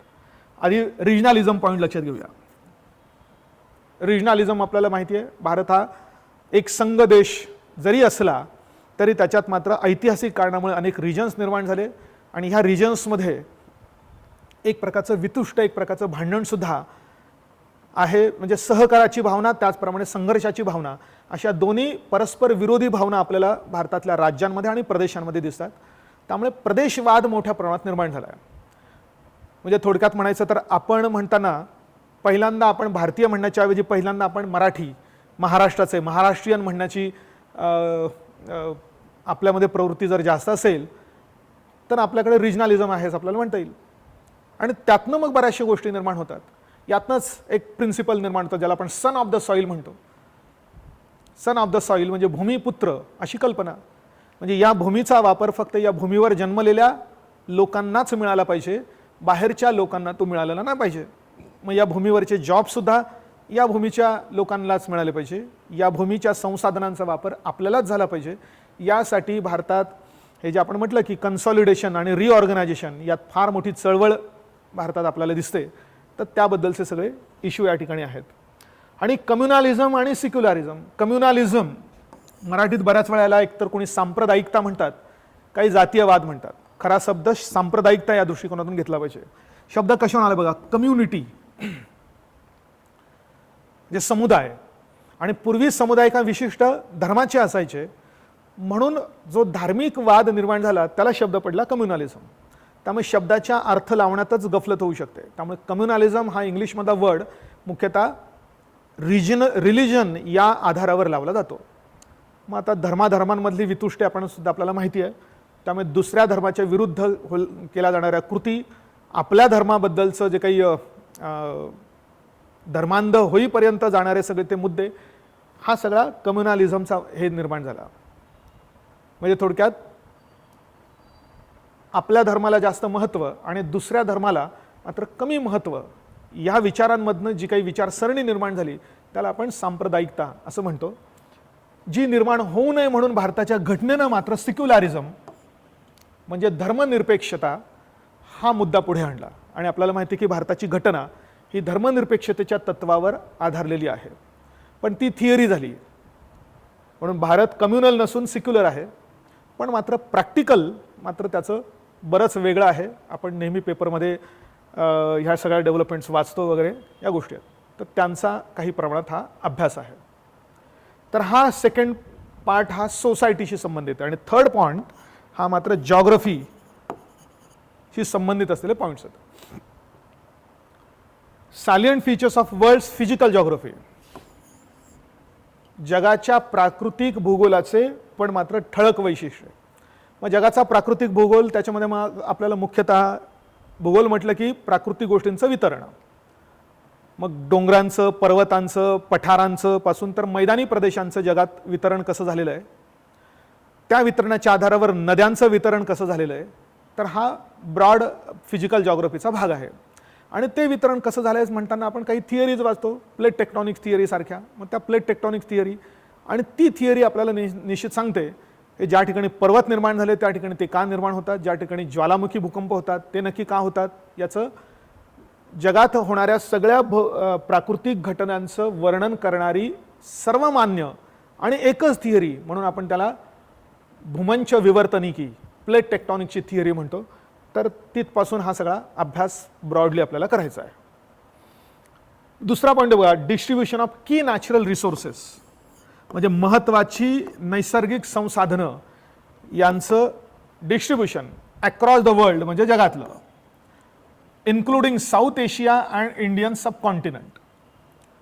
म्हणजे दक्षिण आशिया म्हणजे आपला सगळा दक्षिण, ज्याला आपण इंडियन सबकॉन्टिनेंट म्हणतो, पाकिस्तानापासून बांगलादेशपर्यंत इकडे खाली हा सगळा, आणि इंडियन सबकॉन्टिनेंट यात जे काही नॅचरल रिसोर्सेस आहेत तर त्यांचा विशेष अभ्यास आणि जगाचा जनरल. आणि त्याच्यामध्ये काय दुसरा पॉईंट बघा, factors responsible for location of primary secondary and tertiary sector industries in various parts of the world including India. काय पॉईंट बघा, primary secondary tertiary sector industries. आपण मराठीमध्ये इकॉनॉमिक्समध्ये अभ्यास करताना प्राथमिक उपक्रम, द्वितीयक उपक्रम आणि तृतीयक उपक्रमांचा आपण अभ्यास करतो. प्राथमिक उपक्रमांमध्ये विशेषतः कृषी व कृषीशी संलग्न असलेले उपक्रम, याच्या सर्व उद्योग आणि वस्तूंच्या निर्मितीशी संबंधित असलेले उद्योग, आणि याच्यात सेवांच्या निर्मितीशी किंवा सेवांशी संबंधित असलेले उपक्रम आणि उद्योग नाही म्हणता येणार, उपक्रम आपण म्हणूया.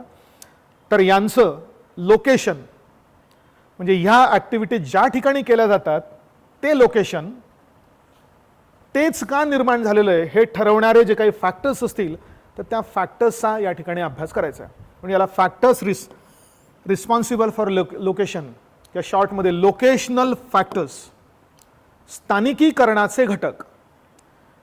म्हणजे आता फॉर एक्झाम्पल एखाद्या विशिष्ट पिकाची शेती ज्या ठिकाणी केली जाते त्याच ठिकाणी केली जाण्यासाठी कोणते फॅक्टर्स कारणीभूत आहेत, कोणते घटक कारणीभूत आहेत.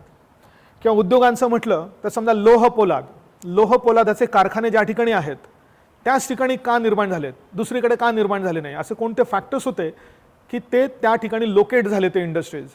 की आपण म्हणतो की भारताचं उदाहरण देताना नेहमी आपण अभ्यास करतो कॉटन टेक्सटाईल म्हणजे कापड गिरणी उद्योग किंवा कापड उद्योग म्हणूया. मग कापड उद्योग भारतात मुंबईला पहिल्यांदा इस्टॅब्लिश झाला, अहमदाबादला इस्टॅब्लिश झाला. मग मुंबई आणि अहमदाबाद इथेच इस्टॅब्लिश होण्याच्या मागे नक्की काय कारणं होती, तिथेच ते कापड गिरण्या लोकेट होण्याच्या मागची काय कारणं होते. आणि नंतर आपल्याला माहिती आहे की नंतर मात्र त्याचं डिस्पर्जल व्हायला सुरुवात झाली आणि भारतात अनेक ठिकाणी कापड उद्योग आला.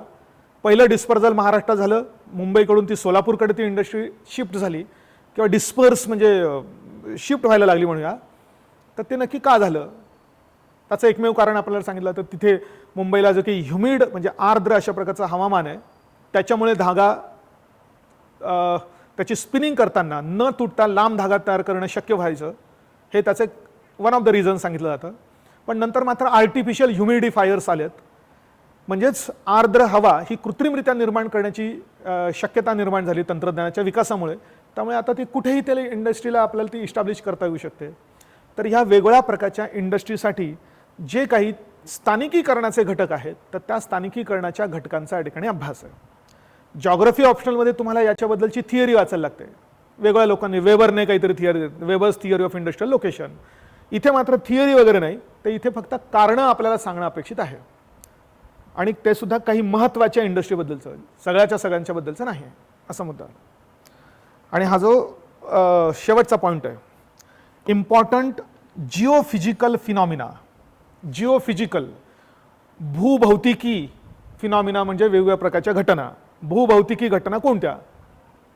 अर्थक्वेक म्हणजे भूकंप, त्सुनामी, व्होल्कॅनिक ॲक्टिव्हिटी म्हणजेच ज्वालामुखी, सायक्लोन म्हणजेच चक्रीवादळं एक्सेट्रा. आणि पुढे काय म्हटलंय, जिओग्राफिकल फीचर्स. हा एक पॉईंट झाला समजा म्हणूया. म्हणजे या प्रमुख 4 गोष्टींचा अभ्यास, भूकंपांचा, त्सुनामीचा, ज्वालामुखींचा आणि चक्रीवादळांचा, यांचा अभ्यास फक्त म्हटलंय. त्याचे कारण बिरणं असं काही म्हटलं नाही, जस्ट म्हटलंय इम्पॉर्टंट फिजिकल फिनॉमिना, या 4 प्रकारच्या यांचा स्टडी. आणि पुढे मात्र म्हटलं की जिओग्राफिकल फीचर्स अँड दर लोकेशन. जिओग्राफिकल फीचर्स अँड दर लोकेशन अर्थात हा पॉईंट या वर्ल्ड फिजिकल जिओग्राफीमध्येच येतो. पुन्हा या ठिकाणी त्यांनी तो एक प्रकारे वेगळ्या शब्दामध्ये रिपीट केलेला आहे. पण त्यात एक खास पॉईंट म्हटला आहे, changes in critical geographical features. म्हणजे खास अभ्यास काय करायचा आहे, हे जिओग्राफिकल फीचर्स इथे अभ्यास करायचा फक्त त्यांचं डिस्ट्रीब्युशन, वितरण. इथे मात्र त्यांच्यात जो चेंज होत चाललेला आहे कुठल्या कारणांमुळे, तर त्या चेंजेसचा अभ्यास, एस्पेशली इन्क्लुडिंग वॉटर बॉडीज आणि ice caps. Water bodies for example आर्द्रभूमी, आज आर्द्रभूमी ह्या खूप त्यांना आपण काय म्हणतो की कोरल रीफ सारख्या आर्द्रभूमी म्हणतो, प्रवाळ मंच वगैरे यांच्यासारख्या. त्यानंतर हे आपलं मँग्रोव्ज म्हणजे ज्या ठिकाणी ही खारफुटीची वनं आहेत त्या खारफुटींची वनं सुंदरबनसारखी. तर ह्या ज्या काही परिसंस्था आहेत यांच्यामध्ये कंटिन्युअसली चेंज होत चाललेला आहे. चेंज होण्याचं मूळ कारण आहे अँथ्रोपोजेनिक फॅक्टर्स, म्हणजे मानवामुळे निर्माण झालेले फॅक्टर्स, किंवा ते जे काही वेटलँड्स आहेत, भारतात अनेक वेटलँड्स आहेत, आर्द्रभूमी आहेत, रामसर कन्व्हेन्शन अंतर्गत त्यांना तो दर्जा दिला जातो. पण तिथे मानवाच्या प्रेशरमुळे मात्र त्या आर्द्रभूमी एकतर बुजून टाकल्या जातात, नाहीतर प्रदूषणाचं पाणी येऊन गेल्यामुळे मात्र त्या नाश होतात त्यांचा, किंवा बुजून टाकलं जाऊन त्याच्या याच्यावर शेती करण्यासाठी त्यांचा वापर होतो, मत्स्यशेतीसाठी वापर होऊ शकतो. अशा विविध प्रकारच्या ज्या काही वॉटर बॉडीज आहेत इंडियातल्या, इन्क्लुडिंग नद्या म्हणूया, तलाव म्हणूया, या सगळ्यांवर आज मानवाचा प्रचंड मोठा प्रेशर आहे. मानवी ॲक्टिव्हिटीजमुळे त्याच्यात प्रदूषणापासून तर त्या डायरेक्ट लुप्त होत आहेत अशा प्रकारच्या सिच्युएशन्स निर्माण झालेल्या आहेत. तर त्याच्याशी संबंधित कारणं बेसिकली आपल्याला या ठिकाणी अभ्यासायची आहेत. कारणं आणि काही उदाहरणं असा पॉईंट झाला. आणि आईस कॅप्स संपूर्ण जगाच्या लेवलचं जर म्हटलं तर ज्या ज्या ठिकाणी आईस कॅप्स आहेत, दोन भाग आपल्याला करता येईल. एक म्हणजे एकतर पोलर रिजन्समध्ये, म्हणजे ध्रुवीय प्रदेशांमध्ये, जो परमाफ्रॉस्ट नावाचा प्रदेश असतो, परमनंटली फ्रोझन, वर्षभर ज्या ठिकाणचा बर्फ बिलकुल वितळत नाही असा. आणि उष्णकटिबंधीय प्रदेश जो काही उंच डोंगराचा प्रदेश आहे, आल्प्स, त्याचे दोन प्रमुख डोंगर म्हणजे आल्प्सची डोंगर रांग युरोपातली आणि भारतातली हिमालय, याचा जो सगळ्यात विशेषतः आपण म्हणजे 7-8 हजार मीटर उंचीचा जो काही प्रदेश आहे तो पण परमनंटली फ्रोझन आहे. आणि पण मात्र ह्या आईस कॅप्सवर एक प्रकारे डोंगरांवर आईसची कॅप लावली म्हणून आपण आईस कॅप म्हणतोय. आणि ह्या आईस कॅप्सवर आज ग्लोबल वॉर्मिंगचा मोठा इफेक्ट निर्माण व्हायला सुरुवात झाली आहे. त्याचा जो काही सगळ्यात खालचा भाग असतो, आईस कॅप जिथे संपतो आणि जमीन सुरू होते, तो सतत वितळायला लागला आहे. आणि त्यामुळे स्नो लाईन वरती चालली आहे. स्नो लाईन म्हणजे तो स्नोचा म्हणजे त्या बर्फाचा भाग आणि जमिनीचा भाग यांना एकमेकांपासून विभक्त करणारी ती वरती होत चालली आहे. याचा प्रॅक्टिकल अर्थ झाला की सगळं वितळलेलं पाणी नद्यांमध्ये आणि नद्यांमधून अल्टिमेटली समुद्रामध्ये, आणि त्यामुळे समुद्र तळाच्या समुद्राच्या पृष्ठभागाची उंची वाढत चाललेली आहे, ज्याचा फटका तीरावर राहणाऱ्या लोकसंख्येला, शेतकऱ्यांना, कृषीभूमींना, त्या कृषीभूमींचं रूपांतर खारभूमीं म्हणजे खारवट भूमींमध्ये होणे, या विविध पद्धतीने हा इफेक्ट घडून येत चाललेला आहे. तर ह्या दोन क्रिटिकल गोष्टींचा अभ्यास या ठिकाणी आहे. म्हणजे जागतिक आणि इंडियाच्या स्तरावर जे काही वॉटर बॉडीज आहेत त्यांच्यावर होत असलेला मानवाचा प्रभाव आणि आईस कॅप्स वितळण्याशी संबंधित असलेला ग्लोबल वॉर्मिंगचा आणि त्यामुळे निर्माण झालेले विविध जे काय म्हणू की समस्या आहेत त्या समस्यांचा या ठिकाणी आपल्याला अभ्यास करायचा आहे. त्याचबरोबर changes in critical geographical features like flora and fauna, म्हणजे जागतिक वनस्पती आणि जागतिक प्राणी, आपल्याला माहिती आहे की काय परिणाम होतोय and the effect of such changes, यांच्यावर काय परिणाम होतोय. तर मानवाच्या कारणामुळे, ग्लोबल वॉर्मिंगच्या कारणामुळे हे आज धोक्यात आलेले आहेत, म्हणून संकटापन्न बनलेले आहेत. म्हणून संकटापन्न वनस्पती, संकटापन्न प्राणी, त्यांची डायव्हर्सिटी लॉस्ट होऊ नये यासाठी होत असलेले जागतिक स्तरावरचे जे काही उपाय आहेत किंवा प्रयत्न आहेत. सर्वांना पर्यावरणाचा अभ्यास करताना तुम्ही UNCBD ऐकलं असेल, United nations convention on biological diversity, त्या CBD अंतर्गत नागोया प्रोटोकॉल, हेलसिंकी प्रोटोकॉल, हे जे वेगळे प्रोटोकॉल्स आहेत हे शेवटी संकटात सापडलेल्या वनस्पती आणि प्राण्यांना एक प्रकारे धोक्यांपासून वाचवण्यासाठी केलेले प्रयत्न, ह्या प्रयत्नांचा त्या ठिकाणी अभ्यास आहे. आणि इफेक्ट्स ऑन सच चेंजेस, तसा हा जॉग्रफीशी संबंधित पार्ट आहे. जरा थोडासा त्यांनी त्याला काही क्रम दिसत नाही असं आपल्याला दिसेल, पण अभ्यास करताना पहिल्यांदा तर त्या अभ्यासाच्या मुद्द्यांचा क्रम पहिल्यांदा इस्टॅब्लिश झाला पाहिजे. एकदा तो झाला की मग आपल्याला सिलेबसमधले सगळे मुद्दे बरोबर योग्य ठिकाणी आपल्याला बसवता येऊ शकतील, त्याचा अभ्यास आहे. तर अशा रीतीने हा होता आपला पेपर 1 मध्ये काय काय अभ्यासायचं आहे याचा हा ब्रॉड ओव्हरव्ह्यू. 20 प्रश्न साधारणतः येतील, आपण असंच गृहीत धरूया की त्यांच्यासारखाच पॅटर्न असेल. 20 प्रश्न 3 तासात लिहिणं म्हणजे 10 प्रश्न 150 शब्दांमध्ये, म्हणून 1500 शब्द, आणि उरलेले 10 शब्द 10 प्रश्न 250 शब्दांमध्ये, म्हणजे 2500 शब्दांमध्ये टोटल झाले. अशा रीतीने 3 तासात तुम्हाला टोटल 4000 शब्द लिहायचे आहेत. 3 तासात 4000 शब्द. पुन्हा जे टॉपिक्स आहेत ते वेगळ्या विषयातले टॉपिक्स आहेत. एका विषयातनं पटकन दुसऱ्या विषयातही जाता आलं पाहिजे, एका प्रश्नातनं दुसऱ्या प्रश्नातही पटकन जाता आलं पाहिजे. साधारणतः तुम्हाला 7 ते 8 मिनिटं एका प्रश्नासाठी मिळतात. त्यामुळे पहिली तर रिस्पॉन्सिबिलिटी असते की पेपर कव्हर करणे ही महत्त्वाची गोष्ट आहे. ती झाल्यानंतर मग पेपरची क्वालिटी, किंवा दोन्ही एका साईड बाय साईड आपल्याला म्हणू की पेपरची क्वालिटी मेंटेन करणे, त्याचबरोबर पेपर कव्हर करता येणे वेळेत. तर ह्या इश्यूज आहेत. ह्या सगळ्या प्रॅक्टिसने होणाऱ्या गोष्टी आहेत. आज सुरुवात करताना बऱ्याच जणांना बापरे हे कसं करायचं आणि काय करायचं फार मोठा शंका डोक्यामध्ये राहिलेली असेल. पण एक बेसिकली थोडा विचार केला तर असं दिसेल की पूर्वी तुम्हाला अभ्यासाची जी क्वांटिटी होती आणि आज करायच्या अभ्यासाची क्वांटिटी, या क्वांटिटीचा जर आपण विचार केला तर साधारणतः 15-20% तुमच्या अभ्यासाची क्वांटिटी वाढलेली आहे. पण शेवटी अभ्यासच येतो. म्हणजे बदललं काय तर अभ्यास करण्याची पद्धत बदलली आहे. पूर्वी आपण फारसं टेन्शन घ्यायचो नाही. आपल्याला फक्त पॉईंट महत्त्वाचे पॉईंट्स, कीवर्ड्स लक्षात राहिले तरी सुद्धा आपल्याला गोष्टी आपल्या परीक्षेची गरज भागून जायची. आता मात्र परीक्षेची गरज जशी आहे तसा अभ्यास, यानुसार बदललं काय आहे तर अभ्यास करण्याची पद्धत बदलली आहे आणि क्वांटिटी थोडी वाढली आहे. क्वांटिफाय करणं इतकं काही सोपं नाही आहे, पण तरीसुद्धा आपल्याला म्हणू की 20-25% अभ्यास करण्याची क्वांटिटी पण वाढली आहे आणि अभ्यास करण्याची पद्धत तर मात्र एक्झॅक्टली अपोजिट आणि बदललेली आहे. त्यामुळे नवीन जे काही मुलं येतात ज्यांनी पूर्वीचा काहीच अभ्यास केला नाही त्यांच्यासाठी हा मुळात कुठलाही इश्यू नाही. नवीन झालेला बदल आहे तो तुम्हाला ॲक्सेप्ट करायचा आहे.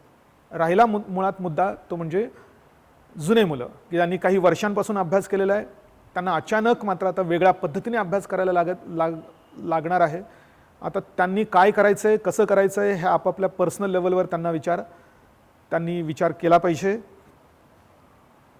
या वर्षाच्या ज्या काही परीक्षा आहेत त्यांच्यावर कॉन्सन्ट्रेट करून नंतर परीक्षा देण्यासाठी प्रिपेअर करायचं आहे का काय करायचं आहे. म्हणजे थोडीशी अडचण आहेच, पण शेवटी मी मागे म्हटलं ना की माणसाची एक प्रवृत्ती असते स्टेटस कोइस्ट, जैसे थे परिस्थिती मेंटेन करणे ही माणसाची नॅचरल इमोशनल रिस्पॉन्स नेहमी असाच प्रकारचा असतो की जसं आहे तसं चालू द्या. बदल करायचा म्हटला की माणूस पटकन तो स्वीकारत नाही. पण जे स्वीकारतात आणि जे बदललेल्या परिस्थितीनुसार स्वतःला बदलत जातात, मग ते अभ्यास असो किंवा आपल्या लाईफमधल्या गोष्टी असो, ते मात्र बरोबर समाजाबरोबर चालतात, होणाऱ्या घडामोडींबरोबर चालतात आणि आपला प्रोग्रेस आपला जो काही प्रयत्न आहे तो प्रयत्न करणं चालू ठेवतात. तर ती सुद्धा एक महत्त्वाची गोष्ट आहे. शेवटी समाजात असंख्य लोक असतात, पुढे जाणाऱ्यांची संख्या मात्र तुलनेनं कमी असते. म्हणजे पुढे जातात त्यांच्यात काय वेगळ्या क्वालिटीज असतात याचा जर विचार केला तर ही प्रमुख क्वालिटी त्यांच्यामध्ये येते, ती म्हणजे they accept or adapt to the change very quickly. आणि तो अडॅप्ट करण्यासाठी तो समजणं पण गरजेचं असतं.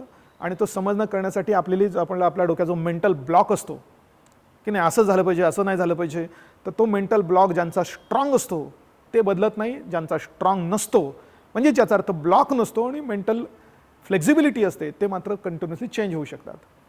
तर त्यामुळे तुम्ही तुमच्या ह्या गोष्टींच्या आधारावर निर्णय घ्या. कसा बदल करायचा आहे. कुठल्याही प्रकारची शंका असेल, चिंता असेल तर कधीही येऊन भेटा. एकतर तुम्ही आकृती संकुलमध्ये या, नाहीतर केसरीवाड्याच्या याच्यामध्ये या, कधीही या. कुठल्याही प्रकारचा डिटेल असेल तर ते I am always ready to solve any of your problems. So I wish किंवा मी या सगळ्या गोष्टींसाठी तुम्हाला वेलकम करतो असं मी इथे डिक्लेअर करतो. त्याच्याने आपण हा पेपर 1 घेतला तर पुढच्या सेक्शनमध्ये आपण पेपर 2 बद्दलचं डिस्कशन करूया आणि असे एक पेपर कव्हर करण्याचा प्रयत्न करूया की सो दॅट ॲटलिस्ट तुम्हाला सगळ्या पेपरचा ओव्हरव्ह्यू येईल आणि काय अभ्यासायचं त्या टॉपिक्समध्ये, तर ह्या गोष्टी आपल्याला कळून येऊ शकतील. So best of luck and continue with your preparation. Thank you.